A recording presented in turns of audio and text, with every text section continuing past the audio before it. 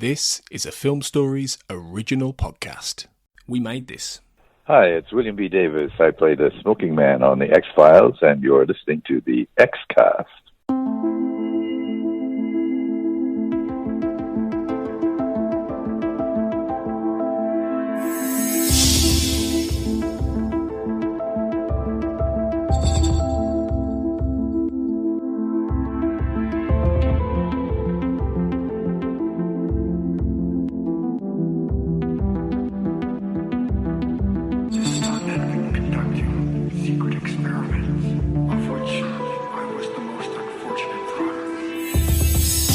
Hello everyone and welcome to the X-Cast. The truth is in here.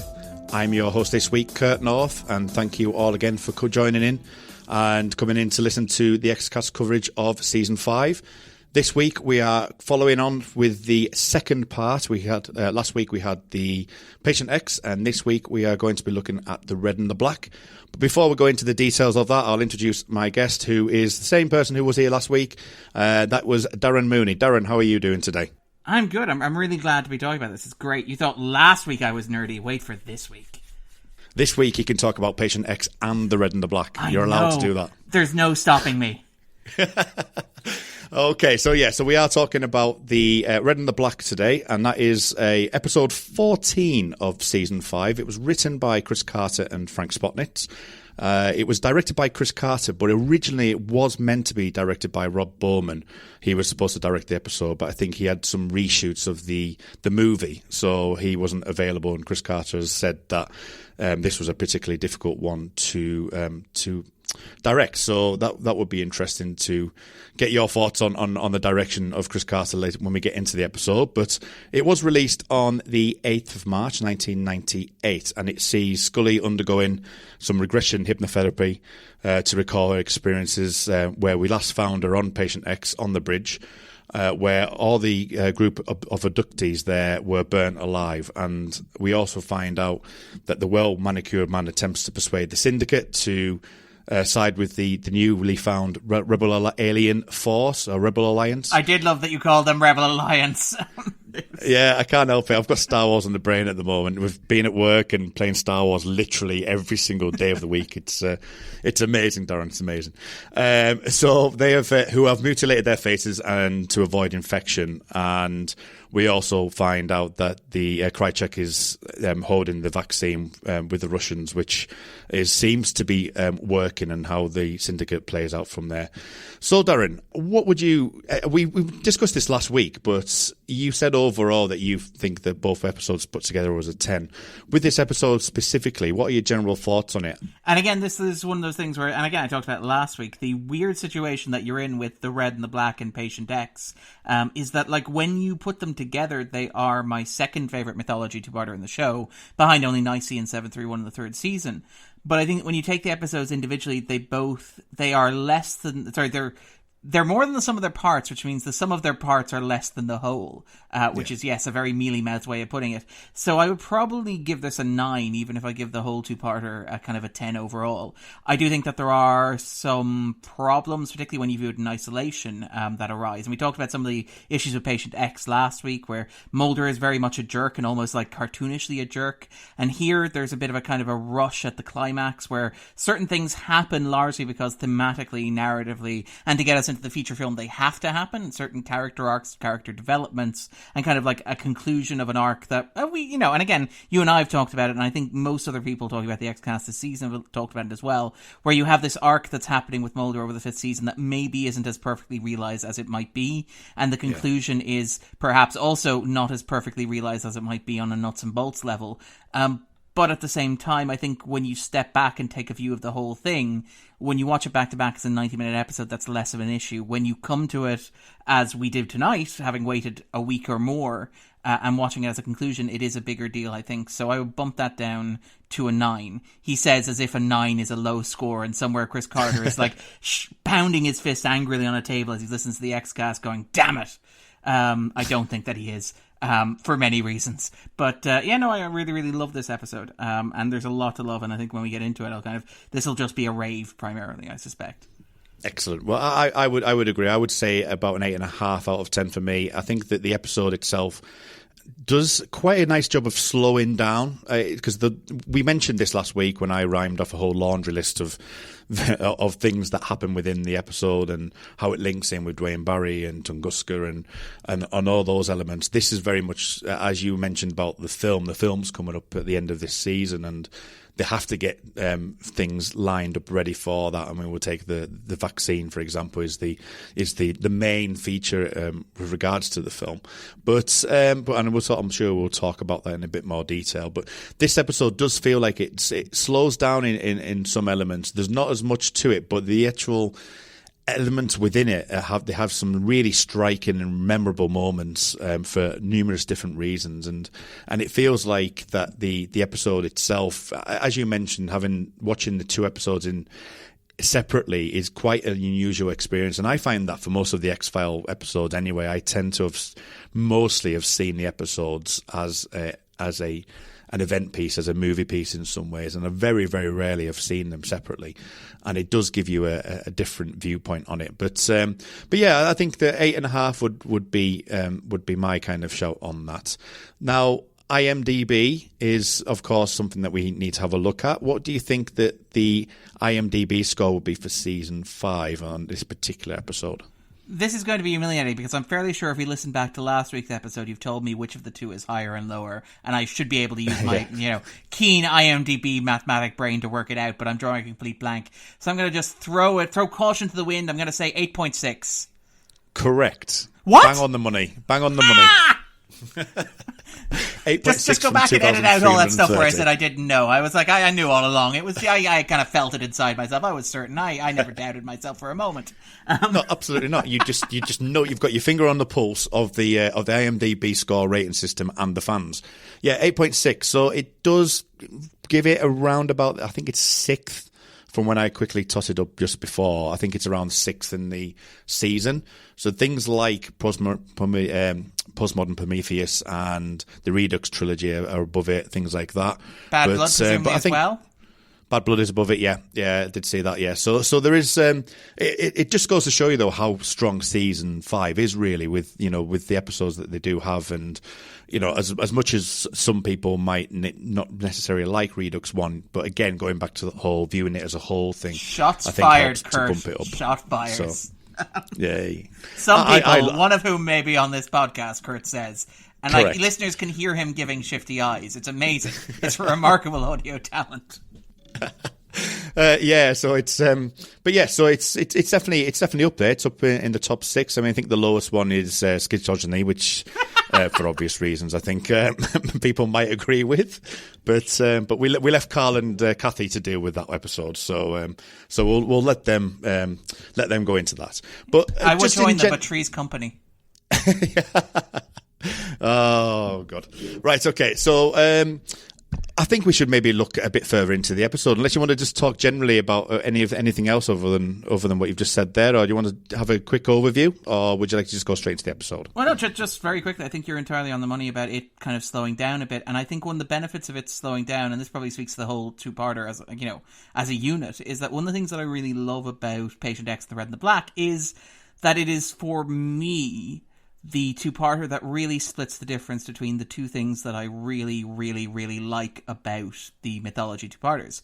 There's, on the one hand, the big blockbuster, world-building, epic adventure sort of set pieces, because this is a globe-trotting adventure that takes you, from the former Soviet Union back to the United States, up to Skyland Mountain again, and, there's people on fire screaming, and there's all this sort of spectacle happening, and there's a constant set of momentum, there's a lot of racing going on. I mean, even at the climax, although it may not necessarily work, perfectly in terms of what it's doing. But I do think that, it has that kind of propulsive quality that I really associate with the mythology episodes. And then on the other hand, it manages to also wed in, and this is something that I think the mythology kind of struggles with as it gets past this point, it manages to bring in these big ideas and pair them with this momentum. So it deals with these big themes and big questions and big sort of existential anxieties.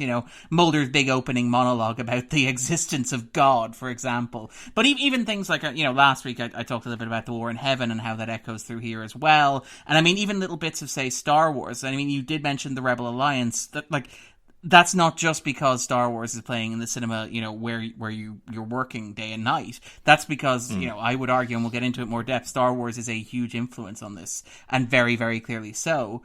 So it does have it has that perfect balance between kind of the runaway momentum of stuff like Nicene 731, which is a literal runaway train episode, and the kind of slower pace, let's break it down, let's talk about what this really means kind of stuff that happens in, say, the Biogenesis trilogy later on. And, those two extremes, sometimes the show tilts a little bit too far one way or the other way. I think as it goes on, and again, not to step on the toes of whoever will be talking about the 9th season and stuff like that, the show maybe leans a little bit too heavily into navel-gazing. I think this is the two-parter that, for me, gets that balance perfectly right between those extremes. And I think that, as you mentioned, the slowing down in this episode after the ramping up in the last one really helps in terms of covering that. And I think it just balances everything absolutely perfectly. Yeah, I mean, I think that's some really good points there, and I definitely think that going into the cold open, which we will do in a second, I think that will open up those conversations, as you say, with the Rebel Alliance and the Star Wars kind of thing. So I think we need to delve further into the episode, and we shall do that right now.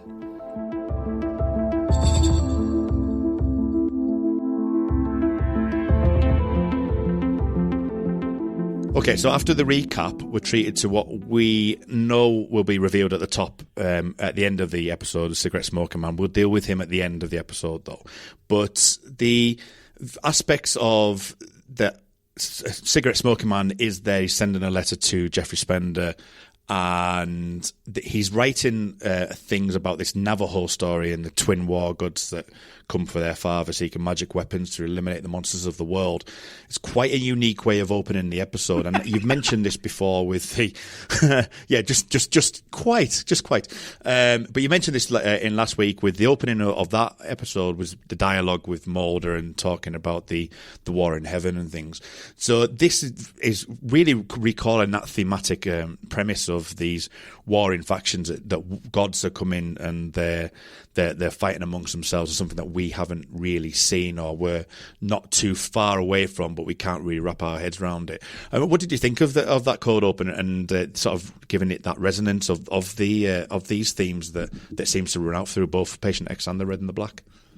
One of the things that I really love about, and I kind of alluded to it last week, talking about, again, as you mentioned, the idea of the war in heaven, the idea that what happens in heaven is reflected on earth, and the idea that, like, the conflicts of gods are reflected in the struggles of man, and vice versa. And, you could argue then that we invent gods to explain the way that the world works and the conflicts that boil within us and stuff like that. And that is, I think Carter's very clearly getting at that, and it's notable that, again, it's not even that the letter's read, you see the letter being written, so you have that kind of level of Carter almost drawing attention to himself as a writer writing this story, which is an allegory dealing with these themes. And again, the show keeps coming back to that. I mean, later on, not to get too specific, we'll talk about that scene when we get there, but you have a moment where, we talked last week about how part of Mulder's cynicism and skepticism was down to the fact that he stripped away this level of kind of magic or mysticism or faith or belief from, the mundane horrors of the world. And you have later on with Spender, the revelation he's done something similar, where he talks about, his memory of being abducted, but to him,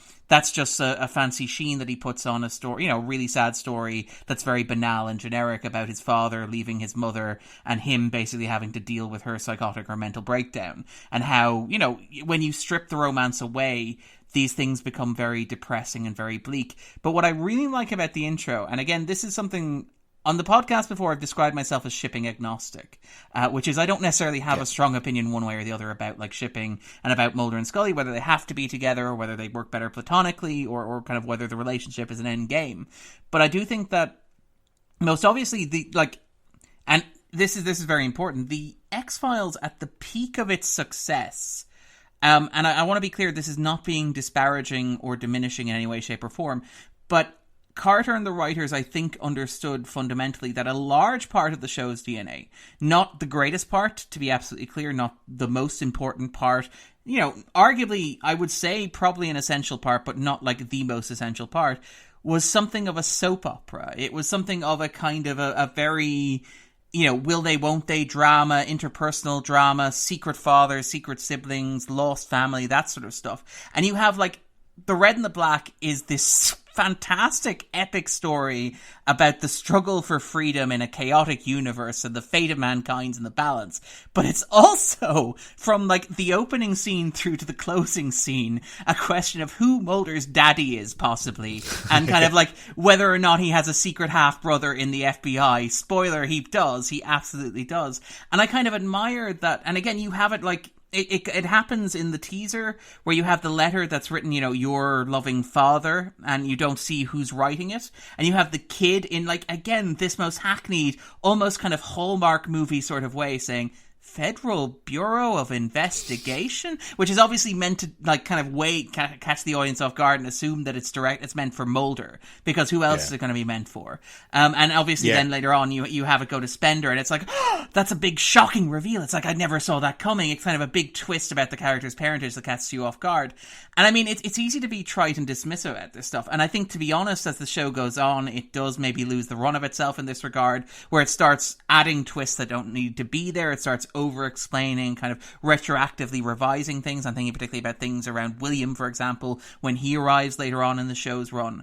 But right now, in the 5th season, when the show was at its most popular, I think it's hard to separate that kind of almost, and I don't want to say trashy in kind of a lurid way, but that kind of like soap opera sensibility from the show's success. I mean, you and I, we both live in the British Isles. We're familiar with, like, around the time this episode was airing, Catatonia had a single in the charts. I think it reached number 5, which was Mulder and Scully. And by the way, listeners, if you're in America and you haven't heard it, it's very worth listening to. It's a wonderfully catchy piece of 90s Britpop.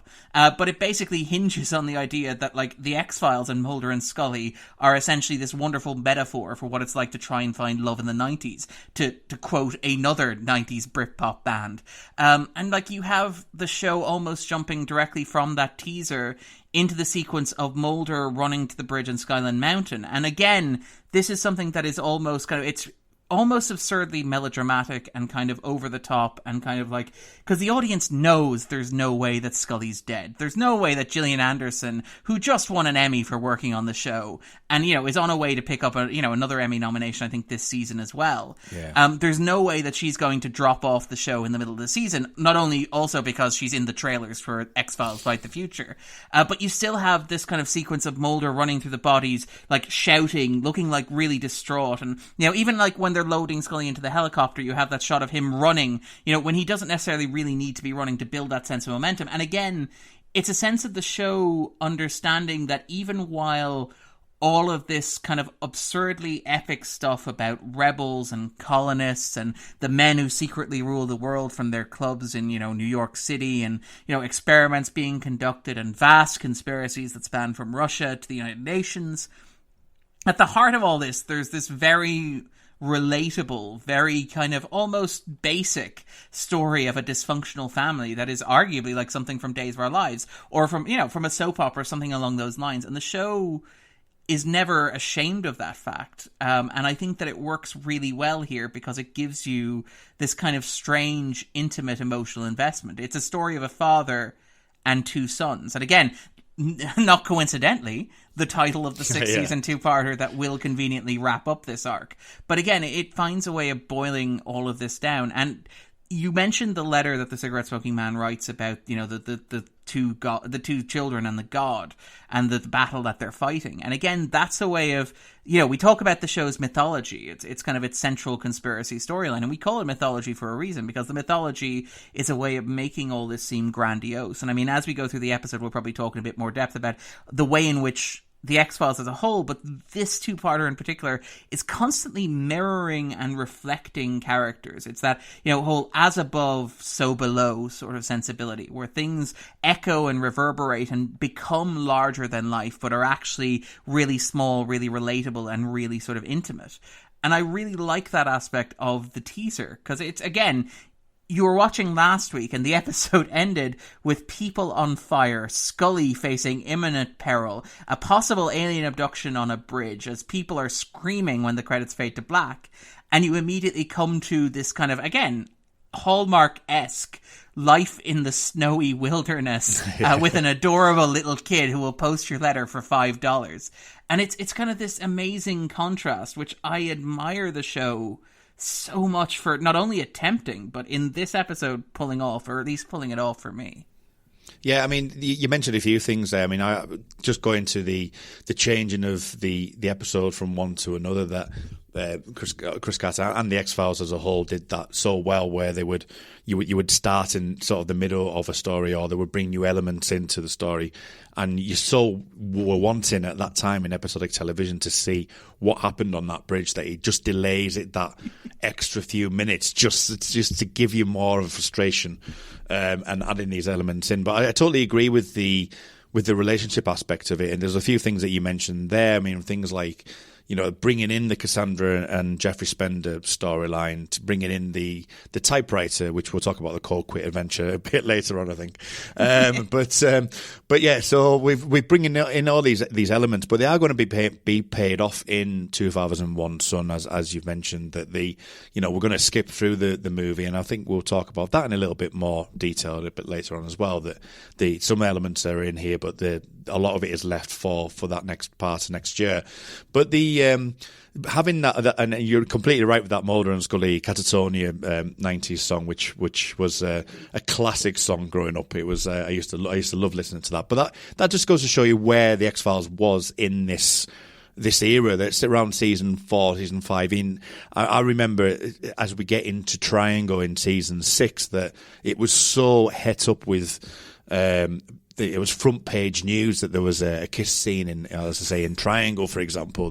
That was front page news on a lot of the newspapers, and and it became so much of a melodrama that I think it needed to have that personal aspect to the show. And I know Chris Carter does get a lot of stick for a lot of things regarding Mulder and Scully, but he was completely aware that these things needed to be involved, that the family adventure, the Star Wars aspect to it had to be brought in, and just to add that element to it, and I think it really does work quite well in this instance, because we're bringing in this new character of Spender. I know Cassandra's not in this episode, unfortunately, with obviously her being abducted. But it has this element of bringing it back to like a family story, and it's not lost on me that that's where we ended up at the end of Redux 2, with him holding the pictures in Redux 2 as well, and Mulder kind of losing his faith in that episode, where it has to come back to the home in some ways. And then going back to the scene that you mentioned at the very beginning. Now, what I love about the opening scene after the snow scene, where we get at the Ramskin Dan, where you mentioned about the fact that Scully's not going to be dead here, but they do use a body double who looks like it could be Scully, and obviously we see the demise of Quiet Willie as well, which I know we get to see somebody with his features come back at the end of the episode, but it's the end of Quiet Willie. Sadly, no Quiet Willie style. No Quiet Willie style. Hey. That's definitely going back to the 90s. Oh, wow, that's amazing. Right, but moving on from that, the real aspects of some of the scene, the one thing that comes to my mind with these charred bodies, these burnt bodies, which I think are really, really well done, and I know Quiet Willie's just lying there, and some of them scenes are absolutely horrific, and we mentioned last week about not seeing it, but then seeing the aftermath is still the same. It still amazes me though that those images got onto the TV screen in the TV news. But that's another story. But that reminds me of... have you seen Joker? One of my favourite bits in Joker, and again, this is a mild spoiler for anybody who hasn't seen the film, but there's a sequence at the end of it where the character in a TV studio says something like, "You get what you fucking deserve," and shoot somebody live on television. And I absolutely adore that when you see that later on playing in a news clip, they actually bleep that "you get what you bleeping deserve," but still show the point blank gunshot on the evening news, which I thought was actually probably one of the smartest touches in the film. Yeah, I did notice that. It's when it's the old thing of almost being like in a TV studio where there's like 20 TVs, 30 TVs, isn't there? And you see various different elements of the shows. Yeah, but I just find it.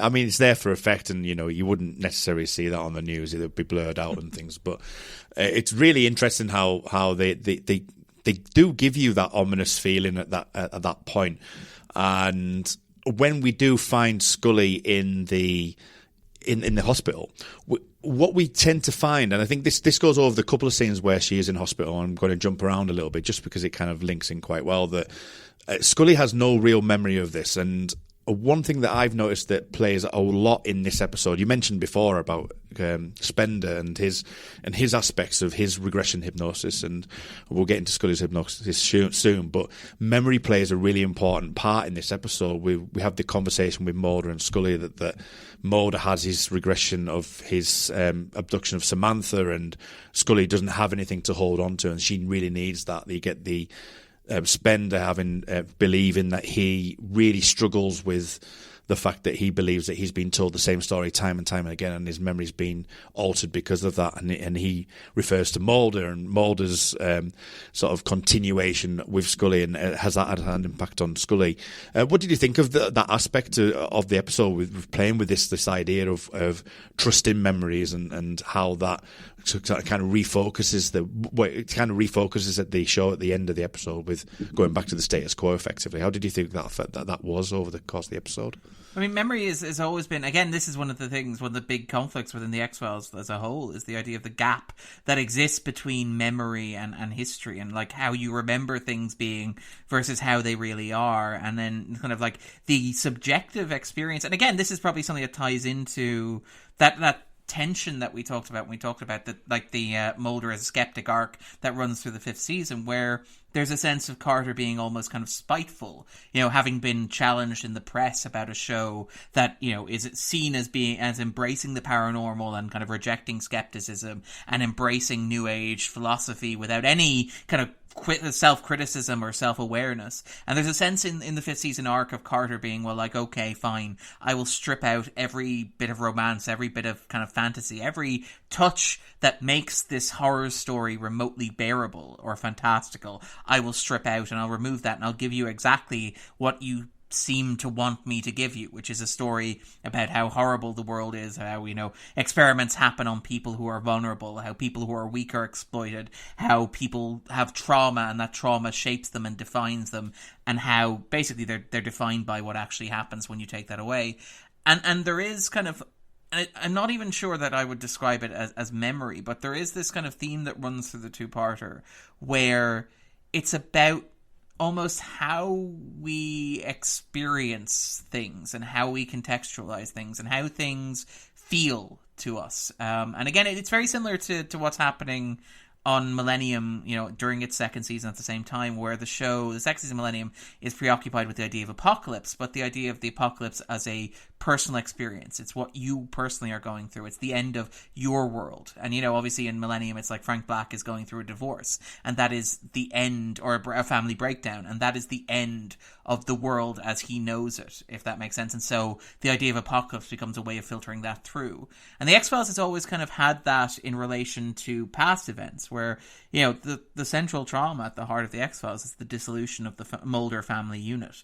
After the loss of Samantha, the divorce of his parents, and kind of his breakdown of order. And the idea that, Mulder has found something that allows him to provide context or reason for that. And whether or not that's true, and whether or not that's true matters, again, to get sort of like vaguely one step removed from it all. Like, if that allows Mulder to carry on, does it matter that if it's literally true? If this is something that's necessary for Mulder to continue to believe or to continue to function, does it have to be, objectively speaking, verifiably true? And more than that, even if it isn't, how can you determine what is objectively, verifiably true, what actually happened? Again, the search for the truth. The truth is out there. And again, you want to talk about soap opera elements. This is an episode, speaking of Scully hospital scenes, which features Mulder saying, "The truth I've been searching for. Yeah. The truth is in you."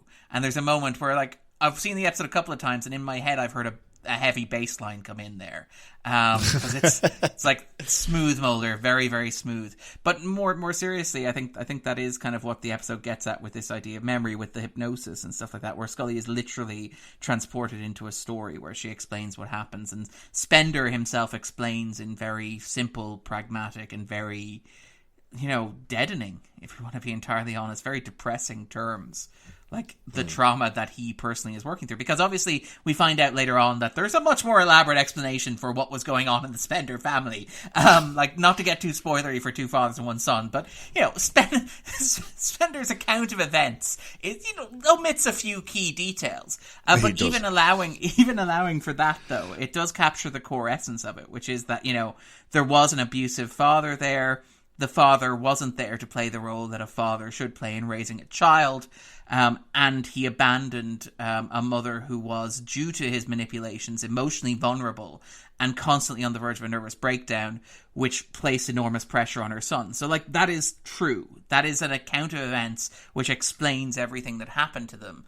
But at the same time, it's not everything, and it doesn't capture the feeling of it, and it doesn't capture the particulars of it. And again, you have that tension that exists between memory or you know, even just perception of how things are and how they actually are. Because I probably suspect, if we're being entirely honest, and I don't think Spender would ever be able to admit this to himself or to anybody else, but I suspect, based on how he acts towards his father and how he acts towards his mother, the experience that he had when that family breakdown happened was probably much closer to the kind of like heightened apocalyptic fantasy that you discover in One Father, Two Sons than it is in the very banal and generic explanation that he offers Scully here.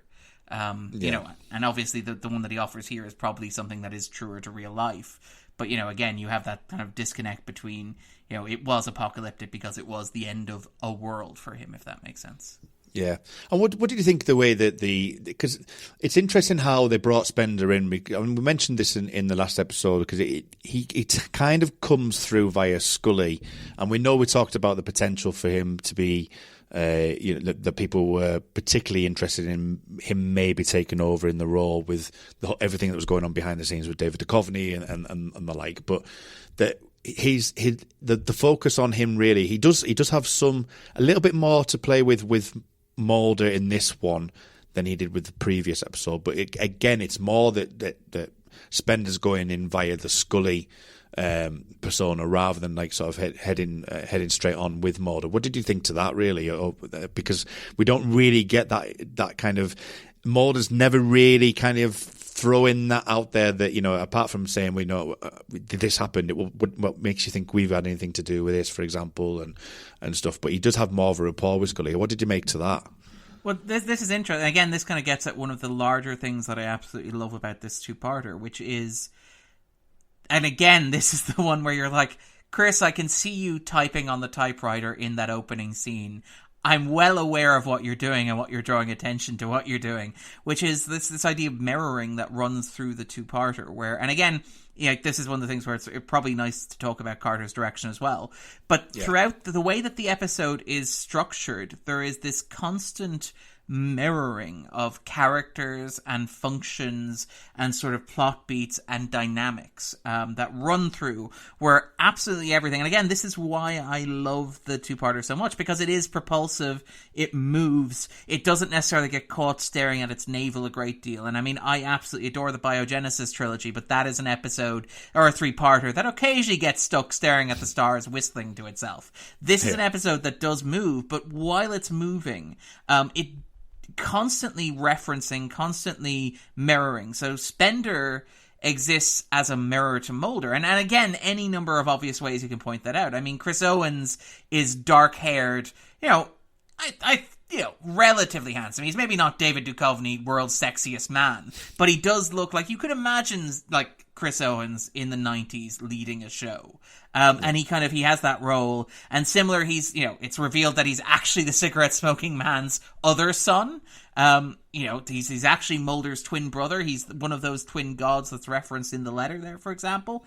And again, like, he shares a lot of scenes with Scully. Again, very much in the style of Mulder. Except the difference is that, and this is interesting in terms of what the show's doing with Spender, because Spender shares scenes with Scully, But the dynamic that he shares with Scully is that he's the skeptic and she's the believer, which is the inversion of the dynamic that exists between Mulder and Scully, where he's traditionally been the believer and she's been the skeptic. Now, obviously, that's been a bit turned upside down over the course of the 5th season, but not really, if we're being entirely honest. But also the fact that at the end of this episode, that resets right back to basics. But you have that kind of contrast between Spender and Mulder, where Spender is a version of Mulder who had a very similar experience to Mulder, right down to the hypnosis as a child, because obviously that's a formative part of who Mulder is when you go back to stuff like Conduit, in the first season. I think it may even be mentioned in the pilot, but you see the tape in Conduit. That was a formative moment for Mulder, and you see it happen again with Spender here, which sets up another parallel between the two men. But the difference between Mulder and Spender, and again, this is the point of the kind of parallel and contrast between the two, is that despite how similar they are, Spender is a man who has taken, a pretty similar experience to Mulder. He lost his father, family breakdown. His mother had a breakdown, and she's also been abducted, which, would imply that she's been absent from his life for extended periods as well, in the same way Samantha has been absent from Mulder's life as well. It's the same fundamental family breakdown that kind of defines Mulder. But whereas Mulder channeled his anxiety and his uncertainty and his kind of emotions about that breakdown into the belief in something bigger, Spender almost did the inverse. He used that as an excuse to shut out his belief in anything bigger or greater. He insists he made his world smaller as a result of it. He shut himself off. He became a cynical version of Mulder. He's arguably the version of Mulder that you see teased in that really obnoxious kind of sequence at the start of Patient X, where Mulder's just a jerk all the time. Because Spender is a bit of a jerk, if we're being entirely honest. But that's kind of the function of Spender as he is, if that kind of as a mirror to Mulder. And I think that's maybe why you see more scenes of him with Scully.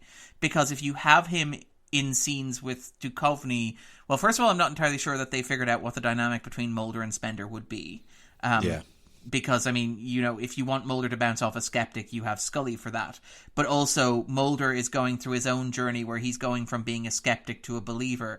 So how do you play that off a character who is, so defensively a skeptic as opposed to flexibly a skeptic in the same way that Scully is? So I can't see the scenes working, if you had more Mulder and Spender scenes in this episode.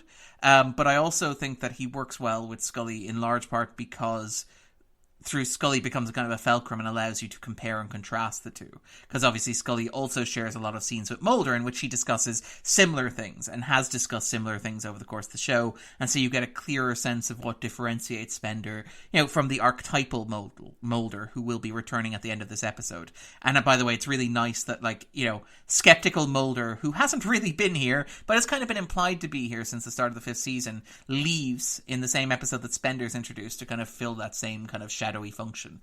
So it's almost like a kind of a continuity between the two, if that makes sense, which I quite like.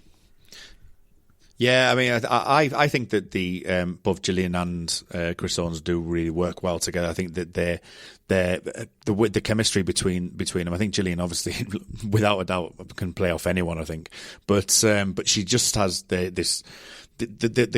connection between the two of them, where that Scully's going through something at this moment in time, that you've got this all mirrored with the background, and eventually, effectively, Spender persuades her to flip on that, and in some ways that happens with Krycek as well. That that Mulder's this staunchly does not believe anything in it anymore. We mentioned about Patient X that although he does still believe in the existence of extraterrestrial life, he doesn't believe that what happened to him was what happened to him, and that it's all been cleverly staged. And he kind of repeats that in the conversation with Skinner when he says, "Well, put that in your report then," which I think is a wonderful scene.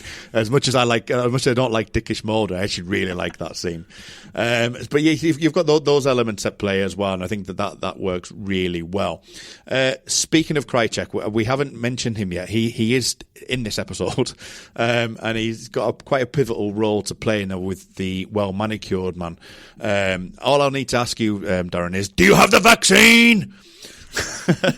And again, you talk about mirroring. Like, that's very clearly kind of mirroring there, because you have the way the well-manicured man treats Krychek is the same way that Krychek treated Dimitri, right down to the bit where he soaks the cloth in water and drips it into his mouth in order to feed him. Again, you have this idea that things are paralleled and that things recur and patterns sort of echo. And, Krychek tried to set himself up as kind of like this master and this sort of like kingmaker, except he ultimately ends up being a pawn. At the end of the episode, he serves as a delivery man, basically, for the well-manicured man. He finds himself back in a position where he's doing dirty work, where he's the henchman once again. And again, you have this idea that, like, patterns recur, and, like, no matter how far Krychek goes, he will always end up snapping back to being at the bottom of the food chain. He'll never manage to get out from under it, no matter how weaselly or rat boy he can be in kind of his attempt to do so, which I really, really like. I think it's a very clever touch. It's also interesting, like, within the episode, again, you could argue, again, another bit of mirroring with Krychek. Krychek has always been a kind of a counterpart or a mirror to Mulder, so to speak.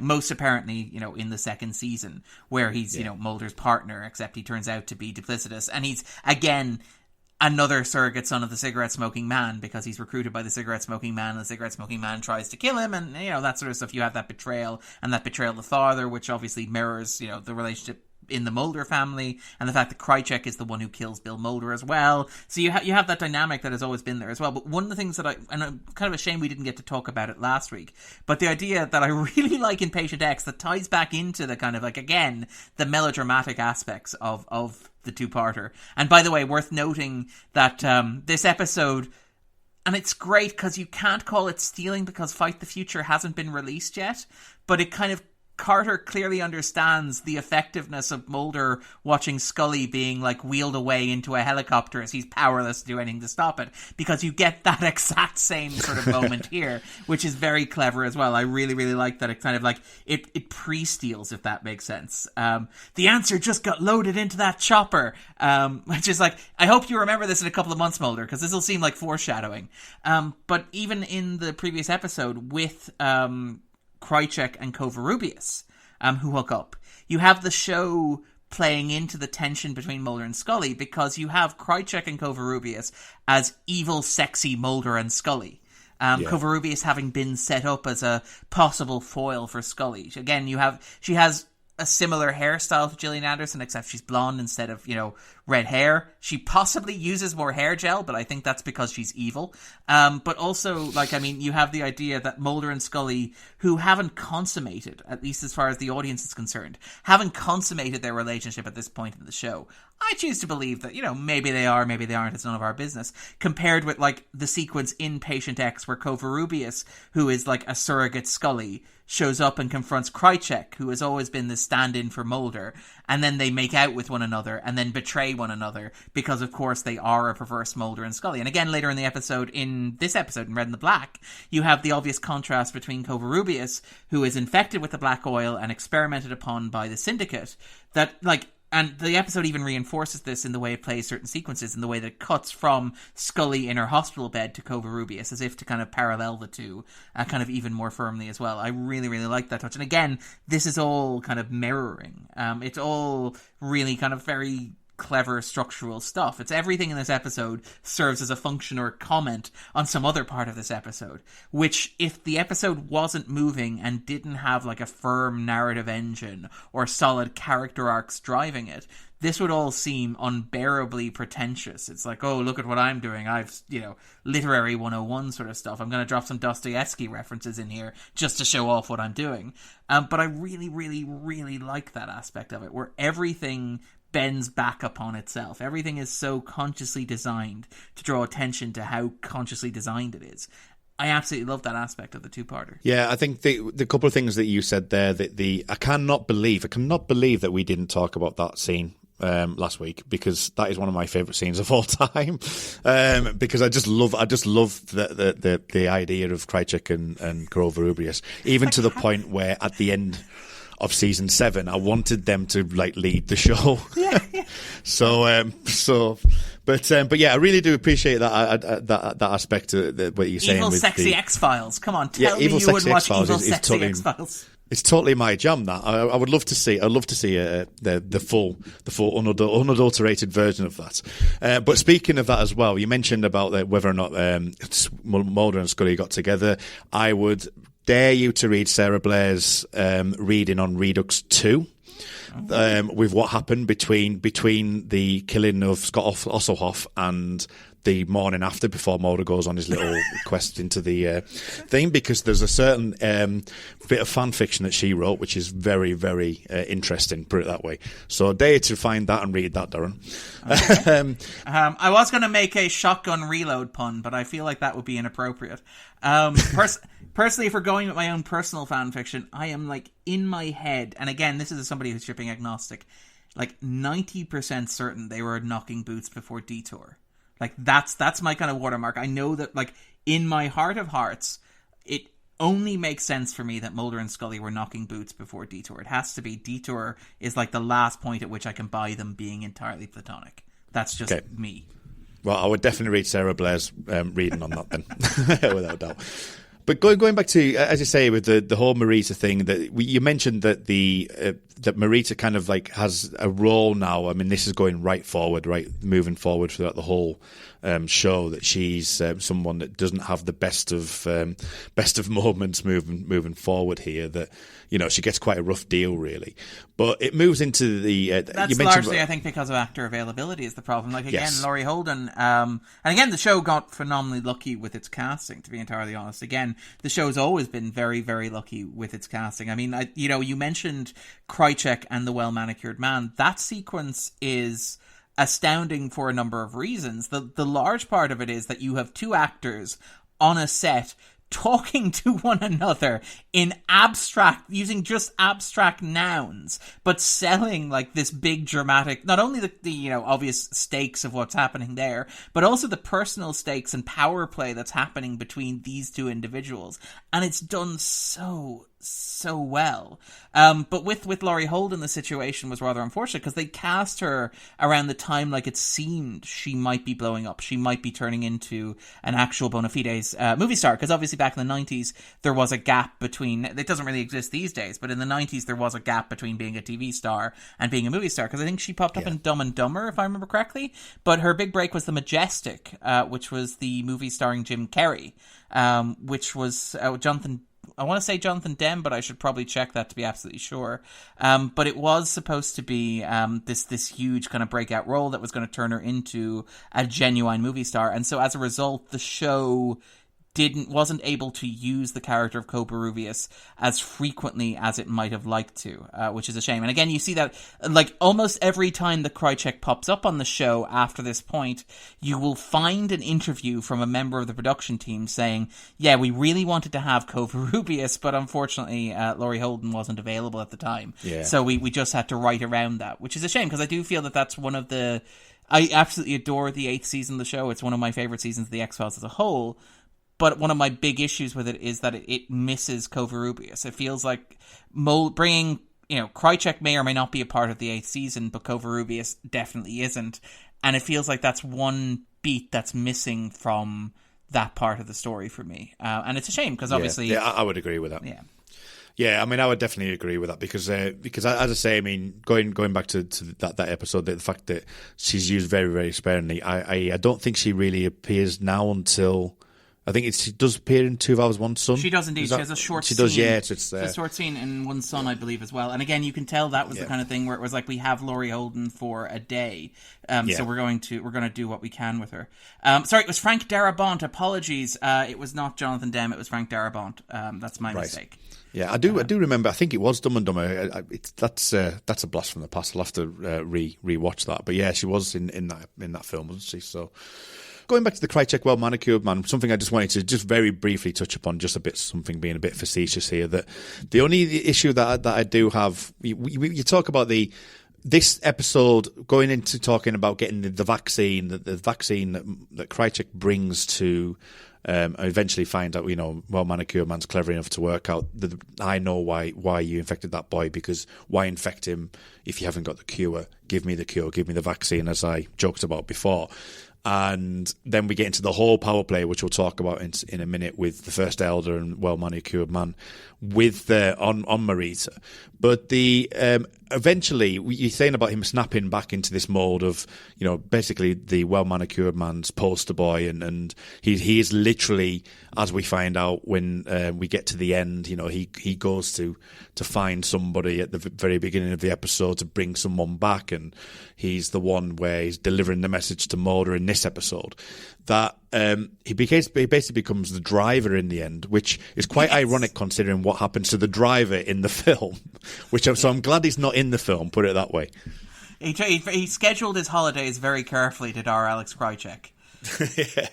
Yeah, because it would have been a completely different film if we had Krycek driving well-manicured man round in the film, which I believe the news is now out now that we are actually doing the Fight the Future minute-by-minute podcast later in the year, which is going to be great. So I'm sure that we'll focus in on the well-manicured man as we get into that as well. I think possibly myself and you are actually going to be talking about that, so that'll be a great thing to do. But going back to this aspect of the vaccine and the well-manicured man, almost like it goes back to the whole Star Wars thing of there's now hope that we can resist this force, that we can resist colonization, that there's a new way of being able to be able to fight this, and the vaccine isn't quite trialed yet, and First Elder actually goes and does stuff before we can actually find that the vaccine does effectively work, which will obviously work quite well into the film. What did you think of the power play that was at play there with the well-manicured man, with having the Russian vaccine? What did you think of that? Well, again, this is the wonderful thing. Again, this is more mirroring, but it's very, very clever mirroring, and it works ridiculously well. And I think this particular mirroring works well because it works thematically. Because one of the and again, I mentioned that my favorite mythology episode is Nicene 731. As the show goes on, and particularly in the third through the fifth seasons, one of the interesting things that it does is it adds this idea of fracturing and discord to the mythology and to the conspiracy. Because in the first two seasons of the show, before everything kind of snaps into focus, all we're really aware of is the cigarette smoking man as this representation of a sinister government conspiracy, and it's very monolithic. It's the cigarette smoking man speaks for whoever's behind this, or maybe is a part of who's behind this, but it's all a unified front, and they clearly know what they're doing. These are the men who rule the world. And then in the third season, and again it's very clearly an Anasazi, but it becomes particularly clear once you introduce the well-manicured man, in the Blessing Way and Paperclip, is you have this idea of kind of fracturing and discord, this idea that the men who rule the world don't always agree with one another. And then more than that, as the season goes on, it gets more complex, because you discover in Nicene 731 that actually there's not only one American conspiracy taking place, there's a Japanese conspiracy taking place as well, and that is working for its own agenda, with its own motivations, kind of crossing and betraying the American conspiracy. And then you get to Tunguska and Terma in the fourth season, which are not great episodes. I'm not a huge fan of them, but again, they reveal that actually the Russians have their own band of conspirators that are roughly equivalent to the guys that the syndicate that we've been watching, and they're enacting their own response to whatever the hell is going on with the what we'll come to call the colonists, but the black oil and kind of the alien race that's seeking to colonize the planet. And one of the things that I really like, and again, this is all mirroring, because it gets at something that is very particular to the moment in which the X-Files existed. The X-Files, was a show that embodied the 90s to a certain extent. It's no coincidence that, the ninth season, which started airing almost immediately after September 11, 2001, the ratings dropped almost instantly. Now, I know the ninth season is not a good season of television, if we're being entirely frank. But the sharp ratings drop that happened immediately kind of signaled that, and I think Carter's made this argument, was that people just didn't want to watch The X-Files anymore. It wasn't that The X-Files was something bad. In fact, it had managed to grow its audience across the 8th season as a whole, which is remarkable. And it's another reason why the 8th season is great, Darren says, crossing his arms and opening a book as he smokes on a pipe. But no, more seriously, though, that the way in which the ninth season kind of had that sharp drop suggests that, like, there was something about the X-Files that was quintessentially 90s. And when that decade came to an end, as I would argue that it did after the 9/11 attacks, when the War on Terror began, and when the kind of the way in which everybody, not just Americans, everybody, the way that I, as an Irish person, viewed the world changed on the morning of September 11th, the show felt curiously out of step with, and immediately out of step with. One of the things that made the show so particularly 90s was that it was a product of what Fukuyama would describe as the end of history, what Krauthammer called the kind of unipolar moment, but the idea at which the Cold War was over and America was the world's global superpower. And it's notable that, like, the two rival conspiracies that you see in the third season and the fourth season are Japanese and Russian. And the thing is that the Japanese, notably, were defeated, again, by the Americans in the Second World War. They were a vanquished foe. They were the Empire of the Sun, and they were defeated almost, by Americans largely. I mean, obviously the Russians were involved and other allies were involved, and the British colonies as well also played their part. But from an American narrative perspective, the war with Japan was one that they kind of fought largely by themselves, and one that was defined by their victory and their success. And obviously the Americans shaped Europe with the Marshall Plan after the Second World War, but not to the same extent that they shaped Japan and Japanese culture. And one of the anxieties of the 90s was this idea that America had reshaped and redefined Japanese culture following the end of the Second World War, but that Japanese culture had kind of internalized and kind of like incorporated certain aspects of American philosophy and worldview, in particular capitalism, and had basically found a way to employ those to turn itself into a powerhouse. It was not allowed to establish a military. There was no intelligence service in Japan, but Japan was an economic powerhouse in the 80s and 90s as a large result of kind of internalizing a lot of what the Americans had brought with them after the Second World War. There's that line from Die Hard, which is a fantastic movie that taps into this same fear, where the head of the Nakatomi Corporation says, Pearl Harbor didn't work, so we got you a tape decks. And it's a hilarious joke, but it really gets at something that you can see simmering through 90s pop culture. Look at things like, say, Rising Sun, for example, Blade Runner, Black Rain, all these sorts of films as well. Yeah. And with Russia, you have something similar as well, where Russia was the defining enemy for the second half of the 20th century as far as America was concerned. The Cold War, one of the defining conflicts. And again, notable that the first season of The X-Files kind of exists in this limbo immediately after the Cold War. I think in Fallen Angels, they try and contextualize the idea of UFOs as something that exists as a relic of the Cold War era.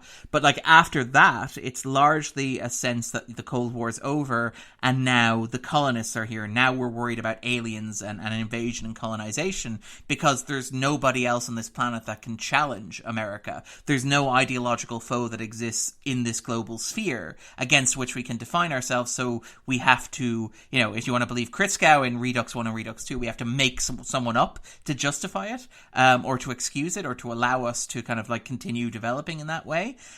Or, you could argue that, we need to kind of find something that against which we might define ourselves, some external threat.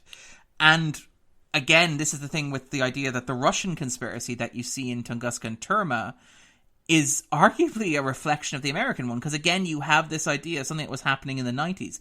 It was an anxiety that, like, Russia, after the fall of the Berlin Wall, the collapse of the USSR, embraced, and again, it's very different today, but in the 90s, like with Yeltsin, and particularly when Western businesses were moving over there, you had a form of what could almost be described as gangster capitalism. My father, again, he did some work in Russia in the 90s. And he talked about what it was like. It was presented very much as the Wild West. And again, presenting it as the Wild West, again, suggests it's almost a kind of a replica or a copy of the American kind of model, Manifest Destiny, the push westward, the new frontier.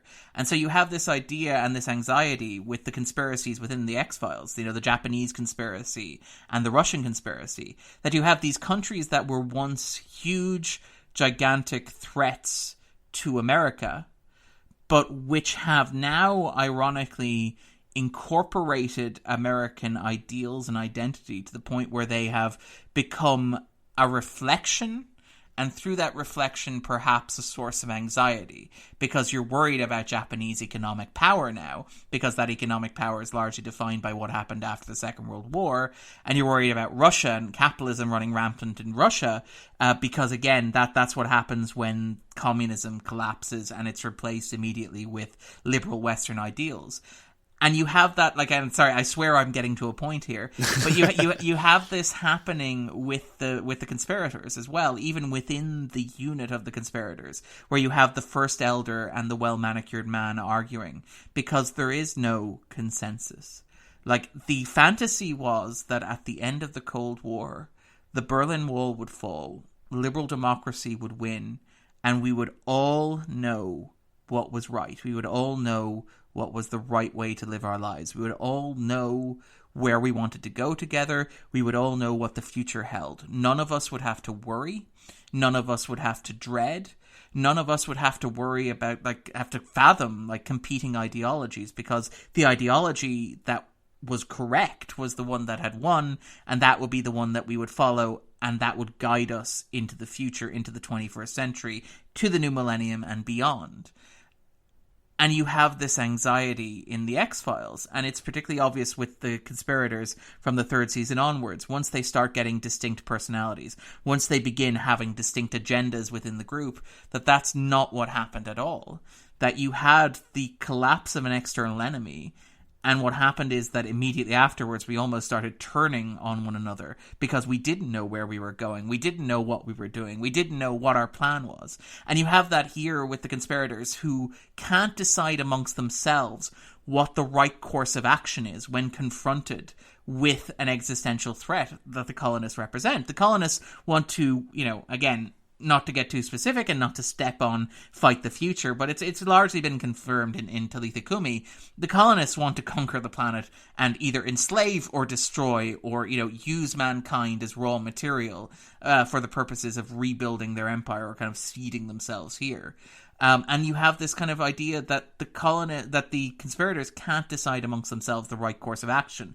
And not only can they not decide amongst themselves the right course of action, humanity can't decide. So you have the Russians and the Japanese conspiracies betraying the American conspiracy. You have the Russians developing a vaccine that they won't share with the Americans, even though it's in everybody's best interest because, all of humanity is at stake. And you have all these petty little games being played, all these little fiefdoms being built, despite the scale of the catastrophe that's unfolding. And you have this idea that mankind is facing a genuinely apocalyptic threat, a threat that will wipe out all life on Earth. And these men in this room together cannot agree on what they're going to do. And you have this debate between the well-manicured man who's arguing that we should resist, and you have the first elder who, again, to use Krychek's terminology, is happy to serve.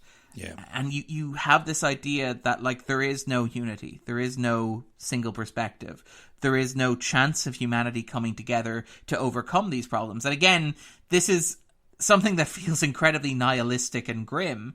And again, we mentioned there about how the X-Files feels like a show that is rooted in very particularly 90s anxieties. And, it is. It doesn't necessarily translate directly to, say, the anxieties of the war and terror, although there are aspects of that, I would argue, in the 9th season, not particularly elegant, but they are there. But I do think that it does tap into certain anxieties that are universal. I mean, you could argue that, this crisis and the attitude that mankind takes towards this crisis plays very well these days as a metaphor for, say, environmentalism. And it's very telling. Carter, when he brings back the show in My Struggle 1, again, doesn't do it elegantly. I'm not going to pretend that the episode is a masterpiece of television or that Carter's revamped mythology is a work of art. But I do think that one of the clever things that he does is he ties it into something like, say, environmentalism, which is a genuinely existential threat to mankind, which requires a genuinely, unanimous response. It requires consensus and cooperation. And we are almost, as a species to a fault, incapable of providing that level of consensus or collaboration in order to adequately respond to that. And I absolutely adore that you have these characters who don't even have names. We never find out what the first elder's called. We never find out what the well-manicured man's called. But despite the fact they don't have names, they still have distinct viewpoints. They still have distinct personalities. The well-manicured man is one of my favourite characters on The X-Files and one of my favourite characters in television history.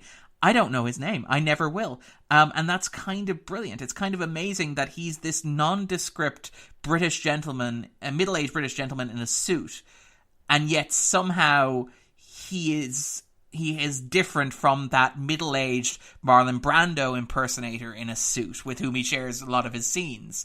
And also distinct from, this grey-haired man who smokes a cigarette who, yes, is probably called CJB Spender, but, maybe isn't. And again, they're all, despite the fact that they're mostly anonymous, mostly generic, and kind of mostly fairly similar in terms of being old white guys wearing suits, they all manage to be distinct, and they all manage to so consistently screw one another over and refuse to cooperate with one another so as to doom mankind. And it all makes a great deal of sense in terms of characterization.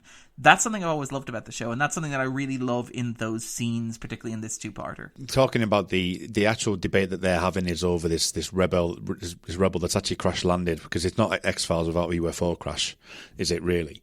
But the way that it comes into play, that there's this new threat that forget the Russians, forget the Japanese. The new threat is this heavenly threat that's come down, and we're having to make that choice. That that we've had these discussions in the conspiracy between Bill Mulder and Cigarette Smoking Man, as we come to learn over the course of the seasons that it was Bill Mulder's idea to start creating the vaccine, to start looking into that, to delay rather than have colonization begin, and creating the alien human hybrids and all those type of things. That we've got this new threat that's come into it, and this kind of brings us to the kind of the close of the episode. There's a couple of scenes I want to just briefly go over, but this idea that this one rebel force alien, this faceless alien that survived this UFO crash, is really important to the resistance and really important to the well manicured man. It's a really interesting development that adds this spice of life to the conspiracy. The fact that they are causing this almost like the elders at loggerheads, and something that will come into play again going back to 2001 Sun, when that comes out next year. We have those elements which brings Spender into it and all this type of thing. So finally, with regards to the kind of the run up to this end, where we've got the UFO crash, we've got the alien rebel being caught, that we have the discussion that the vaccine does in fact work, but the rebel's already been handed over, and then Mulder's kind of sort of chase as such, which comes to the end of the episode where Mulder actually does see it again, and it's kind of revitalised with what Krycek has said and what he's seen, even though he doesn't quite remember, but he knows a big event has happened, and it's reinvigorated him and put him back into his Mulder believer sort of pigeonhole as such. What did you make of the final aspects of that? And then we'll talk briefly about the Scully's regression hypnosis scene as well, which is something we haven't caught up on, and then finally Cigarette Smoking Man. So what did you think to that whole element with the UFO crash, the rebel, and Mulder's chase at the end? Well, the rebel stuff is really great. Well, first of all, I think because you described it as the Rebel Alliance early on, and that is pretty much exactly kind of how they're framed. Because again, this is one of the things where you talk about the X-Files as like this hugely populist hit, because it isn't like. When you talk about science fiction, particularly in the 90s, with the exception of shows like The X-Files and maybe Star Trek The Next Generation, they were largely seen as niche shows. Think of like Sequest GSV, think of stuff like Earth 2, for example, or even Dark Skies. And the thing about The X-Files was that it was huge. It was absolutely everywhere. It was a massive event. Feature film coming out next summer, that, number 5 hit that we talked about in the UK, all this sort of stuff that kind of, that kind of permeated the pop culture. And I mentioned that like the melodrama was a large part of that, the tension that exists between Mulder and Scully. But another part of that is the way in which Carter, particularly in its kind of middle seasons, really leaned into this kind of archetypal mythic quality. The show borrows a great deal from Star Wars, and it's not really discussed because it's not necessarily the most overt stuff. It's not kind of like the most obvious stuff, the iconography or the kind of quotes, or it's not particularly lampshaded. But I mean, you can see stuff even if you pick like Jose Chung's from Outer Space. space has that opening shot, which consciously riffs on the introduction of Star Wars. But stuff like, say, the cigarette-smoking man is a villain, but he's also Mulder's father, which again is how we talk about Campbellian archetypes, but we talk about it in terms of Campbellian archetypes because of Darth Vader and Luke Skywalker. It's that classic dynamic that exists there. But even things like, say, the alien bounty hunter, that David Duchovny introduced. And again, Duchovny being a huge Campbell nut, I suspect Duchovny is also, or was also, a big Star Wars fan. You have the alien bounty hunter. When you hear the words alien bounty hunter, I love the X-Files. The first example that I think of is Boba Fett. And in fact, it's notable that the alien bounty hunter doesn't actually seem like a bounty hunter. He seems to have one steady employer. He doesn't seem like a freelance operative. Like, the description alien bounty hunter is a very strange one for what he actually is, unless you imagine it in the context of Star Wars, where, oh yeah, we're doing a sci-fi thing, we have to have an alien bounty hunter because alien bounty hunters are cool. But here is where it gets most obvious, because you have this idea that, like, far above us, beyond the human realm, there's this thing that is happening that is roughly equivalent to Star Wars. There is an evil empire, and there are rebels, and they're actively described as rebels, and they're locked in combat with one another, and we immediately understand what that is because, obviously, it is archetypal, it is pretty basic, but, on a more fundamental level, Star Wars is a foundational myth in popular culture. It's one of the defining movies. Everybody of a certain age has seen Star Wars, and particularly the X-Files, where so much of it's drawn from 70s pop culture. 70s conspiracy thrillers and stuff like that, the work of Spielberg, Close Encounters of the Third Kind. But that Star Wars kind of holds a special place in that. And one of the reasons why I love the reveal of the rebels and the colonists is that it reinforces all that stuff I was talking about a moment ago about how, we've reached the end of history, we've conquered all of our enemies, everything should be easy, right? And it's not. But it extrapolates that even larger, because presumably the colonists are like even bigger than we are because they're actually colonists. They're like a space empire. They presumably conquered their whole planet. They've conquered other worlds implicitly. I mean, the implication is that the alien bounty hunters come from the same species as the rebels, who have kind of sealed their eyes shut because they, look vaguely like Brian Thompson. It's implied that, they've subjugated other species. They've kind of they're at the zenith. They're hugely powerful. They're far more powerful than we are. They have technology that exists far beyond our grasp. And it's like, even they don't have consensus. Even they don't have a singular perspective. Even they don't have a single unifying belief system that holds them all together. Even they are kind of fraying and collapsing. And again, as above, so below. The colonists are fraying with the rebels, and within the conspiracy on Earth, you have the same thing happening with this fractioning and kind of breaking and shattering and stuff like that that's taking place. And I really, really, really love that part of the episode. Also, we mentioned very briefly at the top of the hour, this is directed by Chris Carter. And again, this is notable. Yeah. He did, as you pointed out, he did step in to replace Rob Bowman because Bowman was working on reshoots for the Fight the Future movie. One of the things that's quite interesting about this is that arguably, once you get past his initial forays in directing, like maybe, say, The List and Dwayne Barry, and I mean, I would argue that even The List and Dwayne Barry and The List are highly stylized episodes. Dwayne Barry taking place almost entirely, in a tight, confined space, and obviously The List having that kind of green-tinted, sort of claustrophobic kind of aspect to it, and dealing with the death penalty in a primarily African-American guest cast. But once you get past that, Carter's scripts and episodes tend to be highly stylized. So you're looking at things like Postmodern Prometheus, you're looking at things like Triangle, for example. I mean, you could argue Patience is the exception in the 8th season, but what he was doing there was probably setting a template for the rest of the 8th season as it would follow. But then stuff like, say, Improbable, if you want to pick an example from the 9th season, where things are Carter episodes tend to be weird and odd, and they tend to stand out from the rest. And I actually think Carter's a really good director. I think he doesn't get enough credit. One of the things that I really like about this two-parter is that Carter, having both written and directed the episode, has this wonderful unity in what he's doing. And I mentioned that metaphor of as above, so below, where you're constantly mirroring and contrasting things.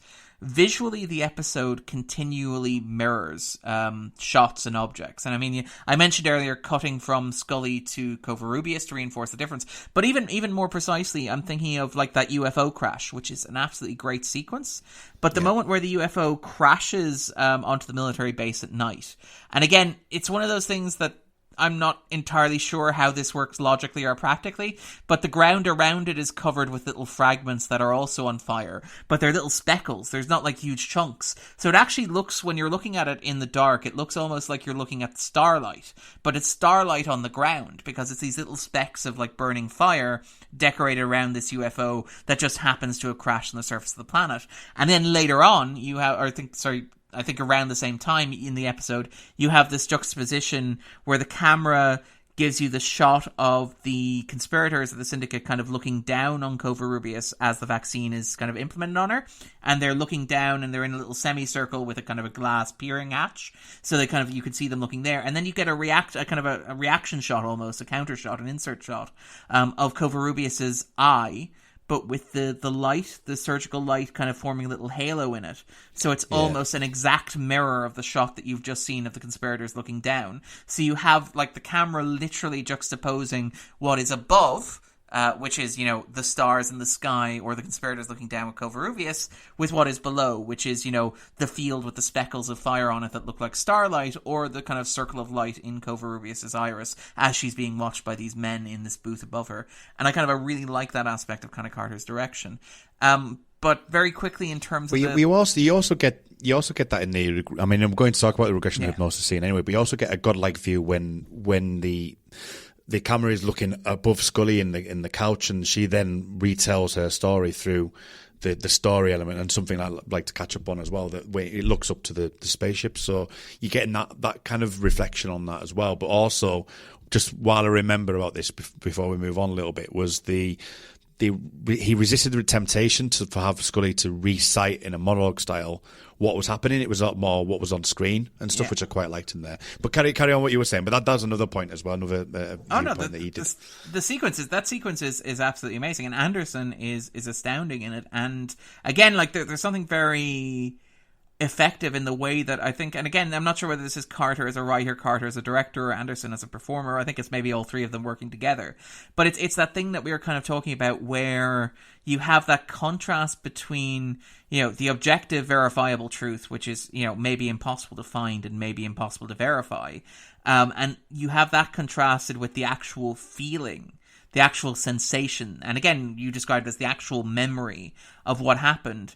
And because of the way that it's shot, edited, and performed, the episode really emphasizes Scully's experience of it. And again, the sequence where Anderson is recounting what's happening or describing what's happening, it's a very unguarded performance. And again, we talked about how Duchovny's very good at crying, but Anderson really, really goes for it here. There's a sense of this simmering emotion inside her. And again, I imagine that, you know, for a lot of shippers watching, it's a very intense moment as well, as she's clutching Mulder's hand and kind of gasping in something close to religious awe or ecstasy. But I mean, it's a really powerful beat because it hinges not just on what Scully experienced, but what Scully felt, and what reliving that experience makes her feel in a very kind of vivid way. And it's something that's very hard to get across on...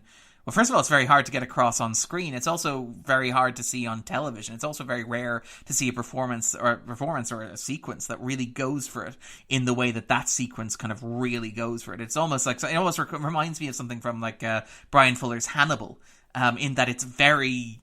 I don't want to use the word sensuous because that makes it sound almost kind of lurid, but I think there is an aspect of that to it. Yeah, I would agree with that. And one thing that makes that scene for me is Mark Snow's score, because it's almost like the way I would describe it, it sort of kind of refers back to in my head. It kind of feels like the music in The Thing. It's that high, really high pitched, screeching, visceral kind of reaction. You know, it makes you feel on edge, and with Gillian's performance as well, it's the perfect like collection of things together that just makes that scene just incredible.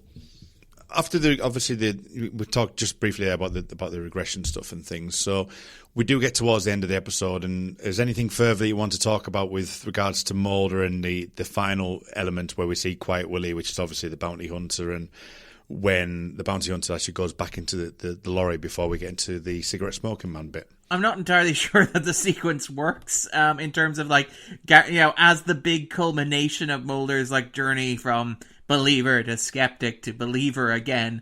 It seems rather strange that this one thing would be the thing that basically catalyzes him back into being the Mulder we know and love. Conveniently, just in time for Fight the Future, which will be released in cinemas this summer.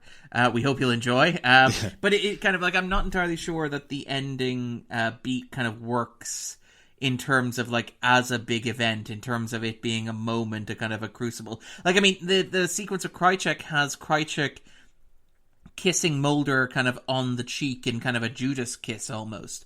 A kind of a sequence that is designed to suggest that Mulder's about to go through, again, almost like an inverse Gethsemane, the moment of doubt in the garden. But except obviously the opposite, the moment of kind of revelation, so to speak. And I'm not entirely sure that the sequence where Mulder is standing there about to take a look at a guy who's locked in like a, box in the back of a truck, and then some bright lights come on, and then there's some, even on Blu-ray, perhaps questionable special effects where the alien seems to like zoom into the truck in kind of like an enhance moment from CSI as Mulder fires blindly. Yeah. But at the same time, it's one of those issues that doesn't bother me when I watch the kind of two-parter as a whole, because it feels like everything leading up to that moment works enough that it gets across. But yeah, I'm not sure the moment itself does. What about yourself, Kurt? Well, it's one of those ones, it just seems, I mean, well, it's quite ironic that the lorry is empty, and it feels empty. The actual scene feels empty. You're right with, I think, that the premise with more with what Krychek is saying compared to the end scene is more powerful from a viewpoint of him changing his skeptic to believer again, but it doesn't seem to have that, I mean, for him to be that dickish over the two episodes and as we mentioned previously in likes of Emily and Christmas Carol, for him to be that dickish, that for him to just suddenly turn around, it doesn't feel like there's enough weight behind it to make that happen. Because, he's seen these things before. And I know that the alien rebels are something fairly new, and, they mask their own orifices for those reasons. But it's not something that I could potentially seedy, see Kurt. him. Well, I just want to go, what happens when they go to the toilet? But never mind. But whether or not there's enough weight behind that would be my main bone of contention with this episode. Is there enough weight behind that from compared to what we've seen over these two episodes and the couple of Christmas Carol and Emily, really? I do, and I would kind of agree with that to an extent. I think it's the one moment in the two-parter that doesn't really work for me. And it's a shame because everything else in the episode works so perfectly. And it's kind of hard to imagine what you could possibly put in that slot. It feels like one of those sequences where you can tell the writers had a board, and on the board there was an index card, and on that index card was written Mulder's big moment, except they got to the end and it was crunch time, and it's like, we need something down on set, and it's like truck light zoom, and it's like, yeah, that's good enough. we gotta roll. And I know that's obviously being facetious. I know the realities of television production are much tougher than that, but it is something where it feels like there must have been another idea that was better. There must have been a better way of communicating that idea or getting that idea across. I can't think of one myself, but there must have been something that would have worked in that place better than what we got, I think. Yeah, and then of course we get to the very end of the episode where we go back to that lovely snowy little hut in the middle of nowhere, and the reveal that the Spender gets the letter, sends it back, and the reveal that we've got Cigarette Smoking Man, who is mysteriously alive. So what did you think of the reveal? I really appreciated the return to Spender. Oh, I guess his address was unknown. No such number. Oh. Anyway, but yeah, I mean, it's a nice, it's almost an absurdly kind of like low-key twist at this point. It feels almost kind of like it is at once completely absurd, and very much, again, as I described at the start of the episode, it's soap opera logic. Of course Mulder has a half-brother. Dun, dun, dun! And of course the cigarette-smoking man is alive and using, I don't know, probably orphans for his sinister purposes. I love that the boy apparently, like, the boy doesn't just collect letters from the cigarette-smoking man. I love to think that he's still sending out kind of like tatty, kind of like terrible short stories and ferrying rejection letters back up to the cabin as well, because the cigarette smoking man had to have been doing something for the rest of the season, right? But I kind of it's such a weird kind of moment in and I to be clear, I absolutely love the weirdness of the moment, but it's such an odd thing to go from, by the way, the entire human race is at stake in the middle of an existential conflict between forces that exist beyond our very comprehension, to oh, by the way, Mulder's dad is having some difficulty with his other son, who you didn't know that he had until we reached this scene. And it's such a sharp, strange pivot, and I kind of love that the X-Files could do that. That it could go from, something that would almost be a kind of a General Hospital twist on the end of kind of something that an episode that draws so heavily from Star Wars. And it's something about like blending those two elements together that I kind of adore. And it's a large part of what I adore about the two-parter as a whole, is the way in which it takes things that shouldn't work. And again, I say shouldn't work. I'm well aware that Star Wars, Luke, I am your father is a soap opera twist of itself, but it's not quite, adorable orphan delivers red envelope letter to Darth Vader living on a snowy slope on the side of a mountain like he's living in a Hallmark Christmas movie, which now I want to see. I now want to see the Hallmark Christmas movie with the Mulder family. What would you call it? It'd be like, anyway, sorry, this is yeah, anyway, never mind. But your quick-wittedness failed you on that attempt. That's unusual. It really did. I really missed the hallmark on that one. Trust Snow One. We'd call it Trust Snow One. That's what we call it. That's my pitch right there. But it's a really odd tonal shift, and it's kind of amazing that it works, or at least it works for me. And it kind of feels like it makes sense. And again, being honest, I don't think the Spender character is used as well as he might be over the rest of the show's run. I don't think that the writing staff properly capitalize on the opportunity that the character presents and kind of what's so interesting about him and kind of like the contrast that he provides with Mulder. But I do think that here, at least, there's an interesting hook there. There's a great idea.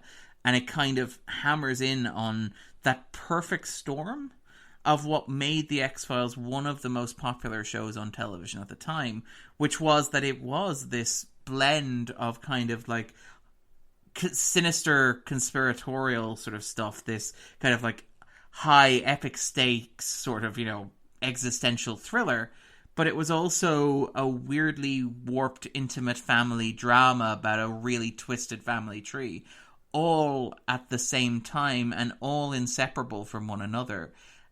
And I don't think that I can't imagine anything on television like that before. And I mean, even afterwards, I'm kind of struggling to think of something that could do that as well as this episode does here. Yeah, no, I would agree with a lot of that. This gives me the opportunity to express my theory, and it's something that I had at the time. This is something that has stuck with me since the airing of both this episode and previous ones. So, Cigarette Smoking Man comes back. He died apparently in Redux 2, and Walter Skinner went to a hearing on cloning. Now, my honest belief was that Cigarette Smoking Man was a clone, and that whenever we get rid of one smoking man, we get another one, which just like magically appears on the conveyor belt, and we get a new one.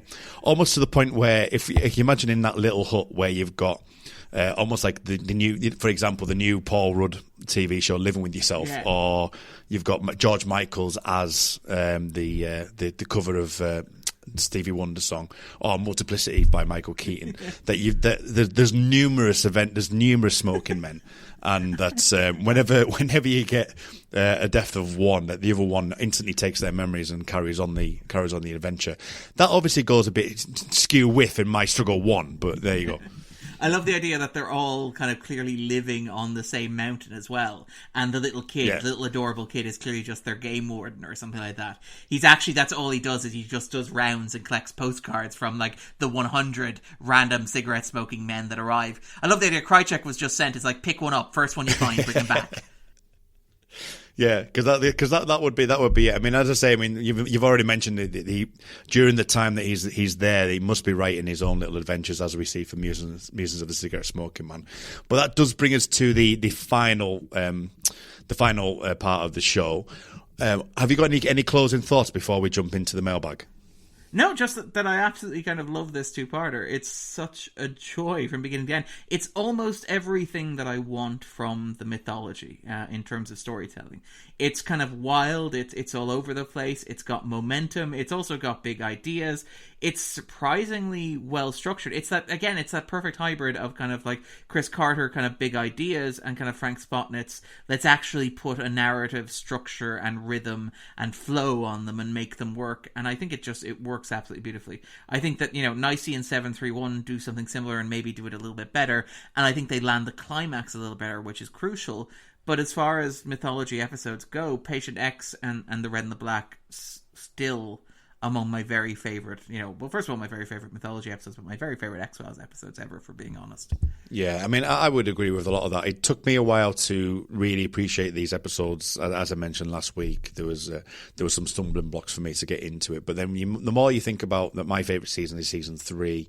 You mentioned 9731, and you've got Apocrypha and Piper Maru and all these interconnection stories, but season 5 really does have that. It's kind of got its mojo back, and the more I think about the likes of the Redux trilogy and specifically this episode going into the end, and then 2001 Sun, that this is still for me high-end X-File mythology, and it's still got the as you say, the right propulsiveness about it, the right kind of new aspects to it, the new kind of feelings of, it has that visceral reaction. It's this new kind of horror-esque element to it, which I really like, and I think that overall this two-parter is a fantastic addition to the mythology, and I really do appreciate it from that point of view. It's worth actually noting as well, like one of the things that I really like about it, and again, it's one of those contradictions. Again, we talk about push and pull as, the weird thing that exists where you have the mirroring, where the show is doing two things at one time, and they seem like they should be mutually exclusive, but somehow they kind of click in a way that you can't quite measure. One of the things that I actually really love about this is that for so much of the show's mythology over the past 2 seasons, so from around Herrenvolk at the start of the 4th season, and again, I love Gethsemane. I think Gethsemane is one of the best mythology episodes ever. I have a huge affection for the Ambition of the Redux episodes. But a lot of, and again, I think Tempest Future and Max are horribly underrated as well. So having just praised, a significant portion of all the mythology episodes in the stretch of time that I've just discussed, I think one of the issues with the mythology after the 4th season, it kind of stalls. And I suspect in large part because Carter kind of was expecting to have ended the show after 5 seasons and maybe transition to a movie, but wasn't entirely sure that he would get to do that, and was in the process of negotiating with Fox. And Fox were like, actually, can we keep the show on the air for longer? And can you do the movie and have it kind of interconnect and bridge between seasons? And so as a result, I wonder if kind of Carter kind of stalled some of the development of mythology, because obviously it's very propulsive. You keep adding stuff in the 2nd season, in the 3rd season, and it's all going in a clear direction. And then it starts spinning its wheels. And, some of the wheel spinning is great. Tempest Fusion Max is fantastic, for example. But some of it, like, say, Tunguska and Terma, feels very much like it's stalling or waiting for time, waiting for the rest of the show to catch up around it. And what I love about Patient X and The Red and the Black is that it feels like the show is actually going somewhere. And what's interesting is it feels like, in hindsight, it feels like it's going 2 very different places simultaneously. It is, as you mentioned, very obviously heading towards Fight the Future, towards the feature film, in that it obviously sets up the vaccine, which is an important plot point in the feature film. It sets up the idea that the well-manicured man is not entirely comfortable with the direction that the conspirators, the syndicate, have taken, which is obviously a very important plot point in the film as well. And it brings back this idea of Mulder as a believer, which is obviously essential when we get to the idea of Mulder kind of, being in the film as well. And it obviously confirms the cigarette smoking man's still alive, although again, William P. Davis was giving interviews where he was like, ha ha ha, if you think I'm actually dead, you've got another thing coming. And I'm not even sure I consider that a spoiler. But again, it does all this stuff that kind of is clearly ramping up for Fight the Future. But at the same time, while it's introducing all these new elements, it's introducing even more new elements on top of those, which won't be developed in Fight the Future, because Fight the Future has already been written and filmed, and even if we're shooting, like, even if we're doing catch-up, or even if we're filming additional material, we're not adding new story elements at this point of the game. Yeah. So it introduces new stuff that can't possibly be shoehorned into kind of Fight the Future. So, you know, the character of Cassandra and Jeffrey Spender won't come up in the feature film at all, for example. You know, Krychek is completely absent from the feature film. The idea of the colonists and the rebels are completely absent from the feature film, because there's no sense that the conspirators are caught between an alien civil war as it's unfolding. And all of that stuff seems to, like, almost leapfrog Fight the Future. And, you know, a lot of it is brought back in the beginning, you know, not entirely elegantly, but it pretty much goes directly from here to Two Fathers, One Son, you know, in the middle of the 6th season, which is kind of this interesting contrast. And again, you have this sense of an episode almost being at odds with one another, where it's setting up two stories. You know, basically has two separate sets of sequels to this that are doing two very different things in response to it, and which almost feel like two parallel branches of evolution rather than kind of one continuous branch, if that makes sense. And I kind of adore the kind of insanity of that. It shouldn't work. On paper, that should be completely insane. It should be a car crash. It should be a cluster. It should be a kind of a mess. It should be, you know, all sorts of things thrown together in a way that doesn't make any sense whatsoever, but somehow, improbably, those elements that shouldn't work together somehow fit into place and find a groove that allows them to play off one another, and it works remarkably well for me. Yeah, I would agree. It does. I as less as there's a lot of like criticism saying those things that you've just said, that, you know, that we don't see a lot of this come into play in the feature film. I mean, how difficult it would be, and I totally appreciate the considerations that have to be taken into place. But I'm quite rightly at home with seeing these elements move into Two Fathers and One Son and not be that involved in the film. The only thing really would be, and it's a difficult one to get around, would be as you mentioned there, the conspiracy that isn't really mentioned when they realise it's spontaneous repopulation. That was the only kind of thing that you'd think they would, like, oh right, okay, well let's maybe speak to our rebel friends and see what they think.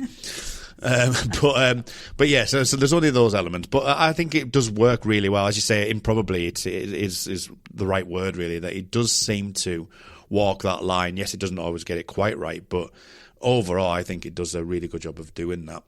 Can't speak to what was actually happening behind the scenes at the time, but it really feels like Carter just had all these big ideas after he wrote Fight the Future. Yeah. All these kind of concepts. Yeah, that's it exactly. And like any sane person would be like, Carter, just put them in the drawer. You can take them out next year and play with them. It's grand. You'll have a fresh start in the 6th season. You can introduce Spender then. You can introduce the Rebels then. And it'll be grand. It won't cause any continuity issues. It'll all fit perfectly. All you have to do, your only job here, is to like ramp up, join the dots, do a ... little bit of line work and connect us into the movie there, ramp us into the movie. And I kind of love that Carter, despite the fact that that is what any sane person would have done, picked up a pencil, kind of like put his tongue between his teeth and was like, nope, here we go, and drew like this weird loop-de-loop pattern that kind of like dances across the feature film and lands halfway in the middle of the next season.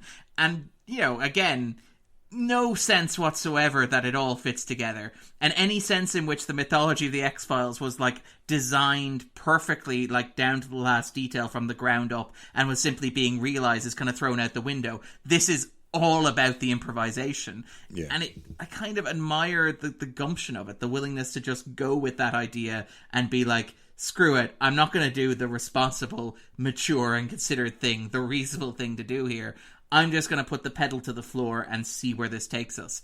And again, it's a risky move. And again, it I would argue eventually leads the show into some very dangerous dead ends, and doesn't always pay off as well as it should. I mean, I would argue that there's even some tension within, say, Two Fathers and One Son created as a result of that tendency. But I kind of admire the sheer energetic sort of recklessness of it, and particularly when you contrast it with the kind of like listlessness of episodes like Tunguska and Terma, which did feel like Carter was going, okay, well, I can't do anything more. We're staying, we're holding in position. We're not going to add any new stuff until I figured out where we're going afterwards. So we're just going to stall for time because Sweeps is coming up. Need a mythology episode. So come up with something very, very quickly and kind of fill that gap and try to avoid giving too much away. Like, if the alternative is between that kind of safe approach and something as reckless and kind of energetic and as kind of balls to the wall as this, I will go with the balls to the wall option every time. Well, to quote another season 5 episode in Jinga, I'm sure Chris Carter probably just went, "Let's have fun." And that would have been it. Let's have a fun. But yes, it has created a great pair of episodes. It's been a pleasure speaking to you about both of them. We've got the mailbag coming up, so we shall go and do that.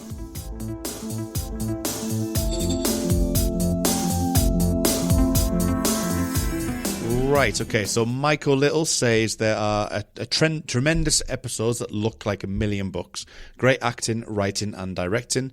I always enjoy watching these, and yet I never liked the whole War in Heaven angle, not one bit. There's a few comments that go backward and forwards from that, but it basically says it never seems to me like the Faceless Rebels really amounted to much. Still, I really enjoy these episodes overall. I think you've touched on that, didn't you, really, with the... I don't think we're meant to really be touching too much on that. It's meant to give you that emphasis of, like, it's a universal problem more than anything else, really. It is indeed, and I kind of like... I like the fact that it doesn't go anywhere, because I don't... And again, this is the thing where I'm willing to admit I may be giving Carter more credit than I should, and it's a perfectly legitimate complaint to say, you set this up and you didn't pay it off in any meaningful way, particularly like the way that it eventually develops in Two Fathers and One Son, which, you know, you'll talk about when we get there. But I kind of like the idea of setting up the idea that something is happening so far beyond human comprehension that we can't possibly understand it outside of this one fleeting brief encounter with it. And then outside of that, it's just completely absent. And it's like it's almost kind of more surreal for the fact that it happens this one time and never comes up again, as opposed to, you know, what might be, and again, this is something the show does in its 9th season, and I really don't like it, where the show almost is like, well, it turns out that destiny or humanity was meant to be, you know, the special ones, or we were meant to play a role in this conflict, or we're meant to be essential or important. I kind of like I think the 9th season tries to do that, and I think that's one of the problems with it, is that it tries to kind of like lean heavily into this chosen one narrative on an almost universal scale, where it suggested that, you know, Mulder and Scully might possibly hold the key to defeating this evil galactic empire. Yeah. And I feel like that's not what I like about the X-Files as a show, if that makes sense. Like, I like the Campbellian stuff, I like the archetypes, I like the kind of myth arc, I like the story structure, I like all the broad trappings of it, but when you make it that specific and that precise, it doesn't work for me. I like this aspect here because you have at once, like Mulder when he sits down on the couch, where he talks about when he's thinking about fate and the universe and how to throw a curveball and stuff like that, where it's like you have this idea that Mulder is the hero of his own story, and Mulder has his own arc, and Mulder has his own role to play in things, and, you know, obviously that becomes a bit more literal as the show goes on, where he becomes even more of a Jesus figure, more of a kind of a, you know, more of a conventional Campbellian hero. But I do love the idea that there's this thing that is happening that is so much larger than the story we're seeing, and it's almost just kind of like crossing over. It's like seeing a line on an edge of a page and not knowing where that connects because it's part of something so much bigger. I like that aspect of it, and I can understand entirely that other people feel cheated that you don't get to see that, or that doesn't come into play elsewhere, and I'm well aware that I'm probably cutting Carter more credit than he may be due in this case, but I'm willing to give him that. Yeah, I mean, I would agree with a lot of that. I mean, I've mentioned on several times that I love one of the reasons why I love the X-Files, especially growing up, was the ambiguity of, we're two people that like Twin Peaks as well, and that is very ambiguous. but yeah, sometimes too far. But you know, Twin Peaks is his own kind of thing, and Lynch is his own thing. But the fact that you have that ambiguity, I mean, I think you mentioned this potentially last episode, that, you know, that the Rebels an added thing, and I think we need there's a line in here which we'll get into shortly where someone starts to mention about the belief that the super soldiers were the kind of the reflection of the alien rebels that that the super soldiers were an answer to that. But the thing about the super soldier aspect was it was too defined. It was like, this is what this is what's going to happen. And then, as you say, going into like Providence, where they're talking about, you know, the chosen ones and stuff like that, it just felt a bit too much really on the nose, really. And I mean, I prefer that Chris ambiguity. Knowles is very, very good on this. He's talked about, like, it's even just the term super soldier. Even just the term super soldier sounds very silly. Like, I mean, you know, again, you could argue colonists and rebels don't sound that much more serious. But, like, put them in the mouths of somebody like John Neville and have him talk about colonists and rebels. And it sounds so abstract that he could be talking about any conflict in history. Like, put him in a British military uniform and he could be talking about colonial India, for example. And it could work. And no, the abstract concept works enough. But it's like when you start dropping phrases like super soldier into conversation, there's no way that you can put John Neville in, you know, any sort of suit and have him say the word super soldier and have it come across as something kind of like that is ambiguous and something that is abstract and something that feels like it exists within a frame of reference that we can relate it to. Because that's one of the things about the X-Files is that, and again, you mentioned the ambiguity, it's the sense in which that, like, that ambiguity is a result of trying to wrap our heads around something that is bigger than us in terms that we understand. And, like, using words like colonist and rebel and colonization, those are all abstract concepts that we understand.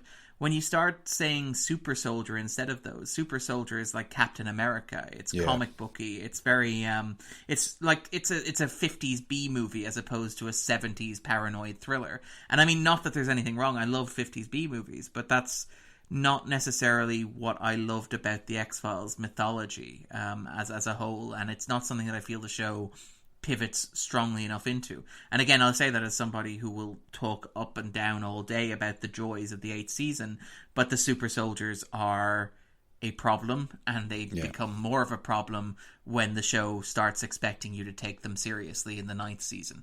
Yeah, I mean, an argument would be said that the super soldier term was actually used in Eve in season 1, but there is that it does have that, as you say, comic book feel to it. And the minute I can take a lot, I can take a lot, but the minute that a spinning vertebrae is on the table is when I go, nope, I'm walking out the door. That's my limit when it comes to mythology.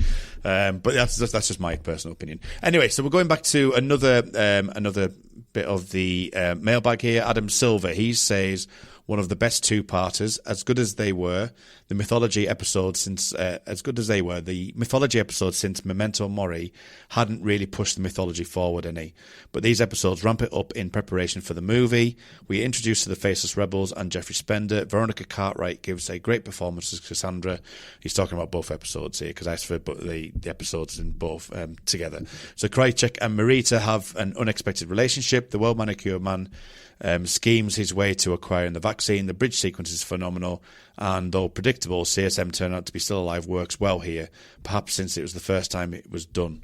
A lot to love here. Chandru Ravindran, he says, a great pair of episodes, only slightly marred by the flimsy premise of Mulder being a born-again skeptic.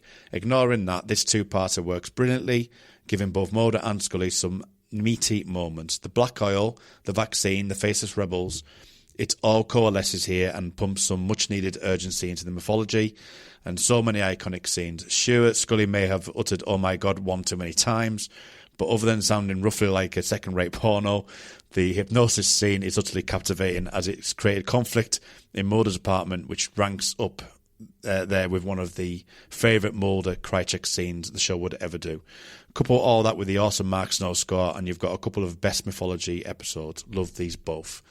So we refrained ourselves from saying porno in that regression hypnotherapy scene, didn't we? Really, but I think I can see it. I used the word sensuous and wanted to avoid the word lurid. No, it is. I mean, again, I would have hung out on the AV Club, reading their reviews. Their reviews of the X-Files are really great and well worth reading if you're looking through the archives.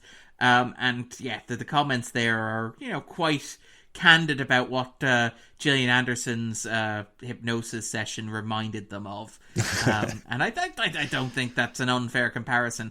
I think, though, that it is going for an emotional experience. And again, I think that's what the episode's going for. I think Anderson really commits to it. And I think that it is meant to be awe, and I think it is. I think it does come across as awe. Yeah, shock, isn't it, really? Yeah. Shock and awe and ecstasy to a certain extent, which is obviously when you couple it with insert shots of Scully clutching Mulder's hand tightly and saying, "Oh my God," and gasping for air.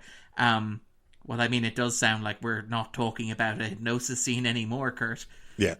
Chris Carter knew what he was doing, didn't he? The truth There's no is way in that her. he did not know what he was doing. Mulder's truth is in her. Kurt.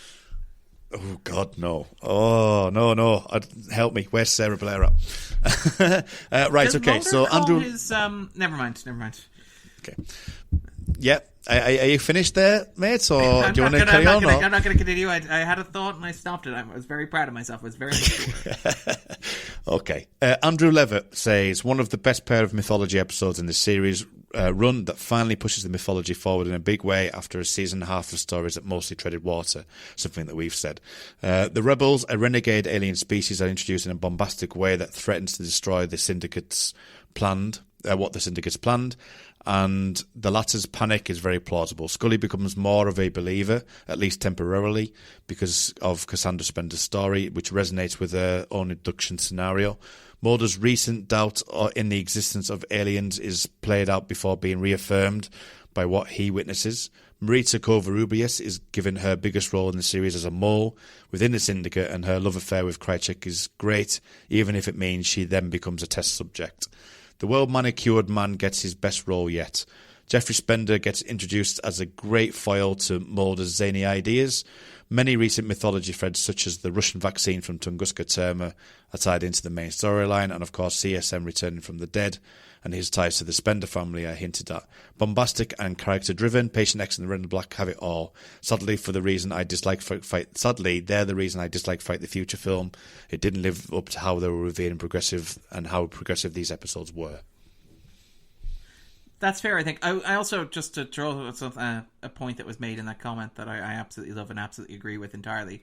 One of the things that I love about it is, and it's something that reminds me of The Irishman, which is out at the moment, the Martin Scorsese film, is the way in which this episode reinforces the idea that for all that you might affect and shape and kind of mold history, for all that you might seem like a powerful person or a great man, for all that the conspirators rule the world from the shadows, it all comes tumbling down when a bigger fish arrives. There's always a bigger fish. Time will always erode those sandcastles that you built on the beach. It's kind of, I really like that, despite the fact that, we've spent so long with the conspirators kind of thinking that these are the men who rule the world. And again, admittedly, there have been episodes where it's been underscored how little control the cigarette-smoking man has. One of the joys of Anasazi, Blessing Wayne Paperclip, is watching the cigarette-smoking man gradually fumble his way through kind of like a botched kind of what should be a simple cleanup operation. But I do kind of love that everything that these men have worked on and have dedicated their lives to, it could all come crashing down simply because a spaceship landed in the wrong place at the wrong time with the wrong people on it. And I kind of adore that kind of aspect of it, the unpredictableness, the randomness of it, and the sense that no matter how you try to impose order on the universe, it's still fundamentally chaotic. I really, really like that aspect. And it's something the show comes back to repeatedly. And then finally, we've got one more comment from Mark O'Brien, another fairly long written one, which has been fantastic. All these feedbacks have been really good for these two episodes. So he says, arguably, in hindsight, the best two and most realised mythology episodes in the series, and that's saying something. Everything from the past 4 years, even the malign Tunguska arc, pays off here to devastating effect. From Mulder's 360 on his faith to the black oil, the abduction arcs and Scully's cancer arc all tied up as the narrative goes on. The bridge cliffhanger is probably the most chilling one I've seen on TV. We mentioned that last week. With the most terrifying screams of people being burned as the camera fades to black. Imagine that was a season finale for a second. Some fans are bothered about Mulder's portrayal in this episode, but I've always thought it's very believable, as he not only doesn't believe, but he's also very personally bitter about it.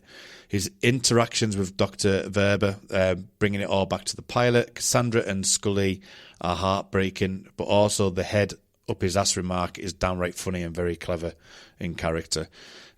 His tears at the end are beautiful and really pay off his non-belief from Gethsemane. I can never say that word. Go and say it for me. Gethsemane, that's the one. He's also that's my pained, good Catholic upbringing finally paying off. Absolutely. Is also pained that he's always right in his beliefs and the path he's fated to go on. This is beautifully counteracted by Scully's journey through the Ark 2 in remission, open to believing, but also nearly dying because of the technology that's been put in her, with Cassandra being a big impact on her, and her conversation with Maud in the hospital, and the regression scene being two of the series' highlights. The introduction of Cassandra and Jeffrey is beautifully played out, and you will feel a little bit for Spender before he fully turns into the dark side with CGB. So many great sequences to this two-parter. The best one for me being Mulder's exchange with Krycek in one of the best scenes of the series. Nick Lee is outstanding, and he tells Mulder the truth and cements that they could have been brothers and allies in another reality. Then you have the end, CSM giving Vince a Walter White idea for hiding out. Also, I do love that we got through this podcast without quoting that wonderful kind of exchange between Krycek and Mulder. I could beat you with just one hand. Isn't that how you like to beat yourself? Yes, I tried to resist that as well. But we haven't, and we've got through it all. But yeah, there's some interesting comments in there. The things about Mulder being personally bitter about, and how that reacts to his arc there, feeling that he's not quite there with the whole thing about him not being a believer and stuff like that, and he feels quite bitter. I thought that was an interesting comment in there as well. So definitely. So yeah, some really good, insightful comments there. So thank you very much. Right, Darren, so we are at the end of the show. Where can people find you online, and what are you doing at the moment? You can follow me at Darren_Mooney on Twitter, where I'm constantly complaining about stuff, and hopefully offering some insightful opinions and terrible puns. I also write at the movie blog with a 0 instead of an O in the word movie, because I didn't get there and register that fast enough. I'm also writing at the Escapist magazine online, actually. I'm doing a couple of columns there, 2 columns weekly, and a recommendation slot on Sunday. So if you want to pop around, say hello, I'd absolutely really like that. It would be cool to see you there. Also because, if I bring my friends, it looks like I'm actually in gainful employment. It's great when you can kind of crowd out a gig. But no, aside from that, I also co-host a podcast with my good friend Andrew Quinn, who is, we're going through the IMDb's top 250 movies of all time. This will be releasing around the time that the Oscars are out. So I suspect that we'll be dealing with a deluge of sort of new movies coming into the list, likely from this year's Oscar nominees. So around the time that this is out, you can probably, with a bit of luck, listen back to myself and Andrew discussing with a host of guests films including but not limited to 1917, Marriage Story, The Irishman, Knives Out, Parasite, and of course the one, the only, now and forever, Cats. Oh, yes. Yes, we're currently showing Cats at the moment, and it's what an amazing film. It's an experience. It's like, I've seen it twice. It was the first film I saw this decade in a cinema. That will be with me. That will be on my, that will be the first line in my eulogy. The first film that Darren Mooney saw in the 2020s in a cinema was Cats. Explain yourself. That is some comment there, mate. It must some comments. Also, as well, just because this is going to be released, as I say, late February time. As we head into the summer, we're also going to be getting a new Christopher Nolan film in Tenet, which I am so looking forward to. But you've also got a book on Christopher Nolan, so I think that would be a nice warm-up pack. So what about your book? What does that entail with regards to Christopher Nolan as well? Oh, thanks very much for the shout-out there. So Tenet is coming this summer. I am really, really looking forward to it. I'm obviously a big Christopher Nolan fan. I've literally written the book on him, or a book on him anyway.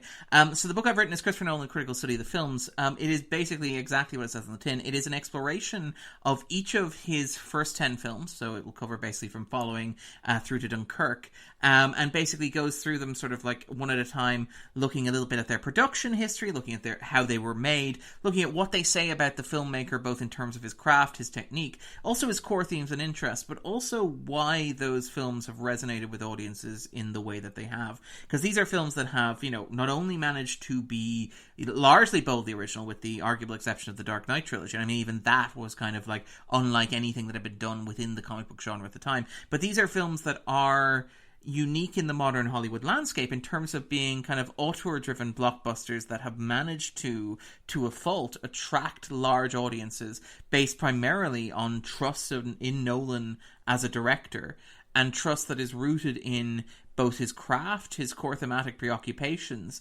and his storytelling sensibilities, and kind of the way in which you can chart the arc of his career from beginning to end. It's a project I'm very, very proud of. I was very, very flattered to kind of get to work on that with McFarlane. They're the company that also published my X-Files book. And I was really flattered that, first of all, they took the leap of faith with me on the X-Files book, but also even more flattered that they were like, well, you've done the X-Files book, what do you want to do now? And I was like, I have a crazy pitch. And they're like, pitch away. And yep, it turned into this. They've been fantastically supportive. I'm very, very proud of the book. I think it's good, but I would say that. But no, people have been very kind about it. I've been very flattered by it, and I'm just constantly humbled by the response to it. It's been lovely, and thank you to everybody who has picked up a copy. And again, I don't like to do this because it always seems very kind of churlish and very sort of like, buy my book. It's a promo thing. I completely understand if you can't buy a book, or if you don't want to buy a book or whatever. What you can do, actually, local libraries are very good at this. They have budgets for imported books. So if you want to read it and don't want to pay for it, and it's weird that I say this as the author of the book, I completely respect that. What you can do is you can get your local library actually to buy a copy, and you can get it shipped there as well. Is something that's very handy if you want to read it and you want to have a look at it, but it's maybe not in your budget at the moment, or you can't justify the expenditure, which again I completely understand. This is February, but we're still coming out of Christmas, and it is a bit of an ask for me to go on a podcast and say, hey, buy my book, but if you do want to support it and want to look at a way that doesn't involve buying it, that's a great way to do it, and I would really appreciate it. And just being honest, everybody's been very, very kind about it, and I'm eternally grateful, and I certainly should not be going on asking people to do more. So thank you very much to everybody who's been so supportive of it. Thank you. Yeah, well, that's great, Darren. I mean, as I say, with the new Nolan film coming out, I think it's definitely a worthwhile read for anyone who has a passing interest in Christopher Nolan. He's such a visionary of our modern age, really. But thank you very much for coming on. For me, if you need to contact me for anything, I'm currently on Twitter. My Twitter handle is @rmuldrake, so at @RMULDRAKE. You can also, by the time this comes out, there should be a few episodes on my Pick Up a Podcast. That should be in season 2, where I interview fellow podcasters about their podcast and podcasting.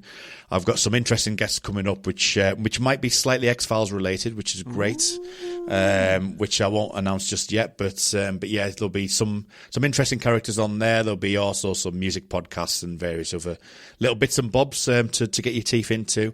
There'll also be returning in a couple of months' time will be the Time Is Now podcast, which is the sister show to this, the Xcast, which is all about Millennium, which, Darren, you've been on several episodes with both myself and other guests and hosts as well. That's you can find that on at the Time Is Now pod, all part of, obviously, the We Made This podcast network. And don't forget to listen in to next week, where we're going to be talking about Travellers, which is slightly different to the two episodes we've just been talking about. But yeah, that's everything, really. So if you fancy contacting us on there, then please feel free. Other than that, remember, everyone, trust no one.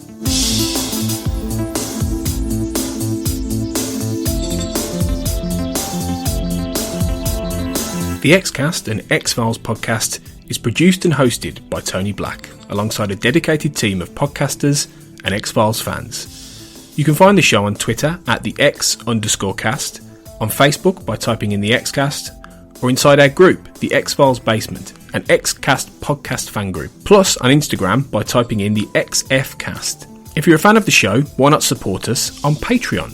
Exclusive bonus episodes, early access to new episodes, plus become part of our Xcast community in the Patreon department. To see our monthly subscription options, just head to patreon.com/the Xcast. That's patreon.com/the Xcast. We'd love to see you join our Patreon community. We're also part of the We Made This podcast network at We Made This Pod on Twitter and We Made This on Facebook. You can find a range of shows on TV, film, music and popular culture in general on the network. Thanks for listening, and we'll see you next time.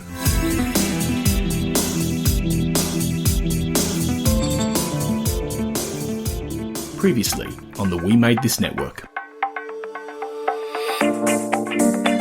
Make It So, a Star Trek Picard podcast. Even though it's not his ship and it's not his place, he's hired Rios to be a captain, and it's the fact that he can't remove that. But Rios is also not annoyed at him because the suggestions he makes are fine. It's like, open a channel. It's like, just open a channel. What he said, that's fine. So I like that, and visually it was really great. And you don't really get to see those kind of maneuvers happen a lot in Star Trek with this kind of smaller ships. Some might say it's a bit Star Wars. I don't think the two are mutually exclusive, personally. You get a small ship manoeuvring in a vacuum, fine. And the defence net was a nice little addition to...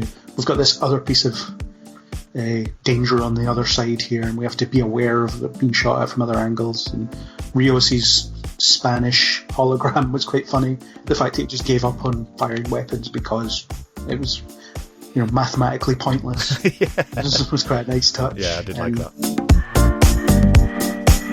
The Time Is Now, a Millennium podcast. Even in season 1, there were moments and there were hints, I think, that Sacrament, I think. Yeah. I think there was that Jordan. There was maybe more to this with Jordan, and this season has had those moments as well. But this is the one that sort of explicitly puts it out there that she may end up becoming, if not becoming Frank, then maybe even becoming Lara Means or becoming her grandmother. And this is the thing. It sort of puts all these people into play. I think the fact it has Lara in it, even for just a couple of scenes, again adds that extra perspective. The Muscles from Brussels.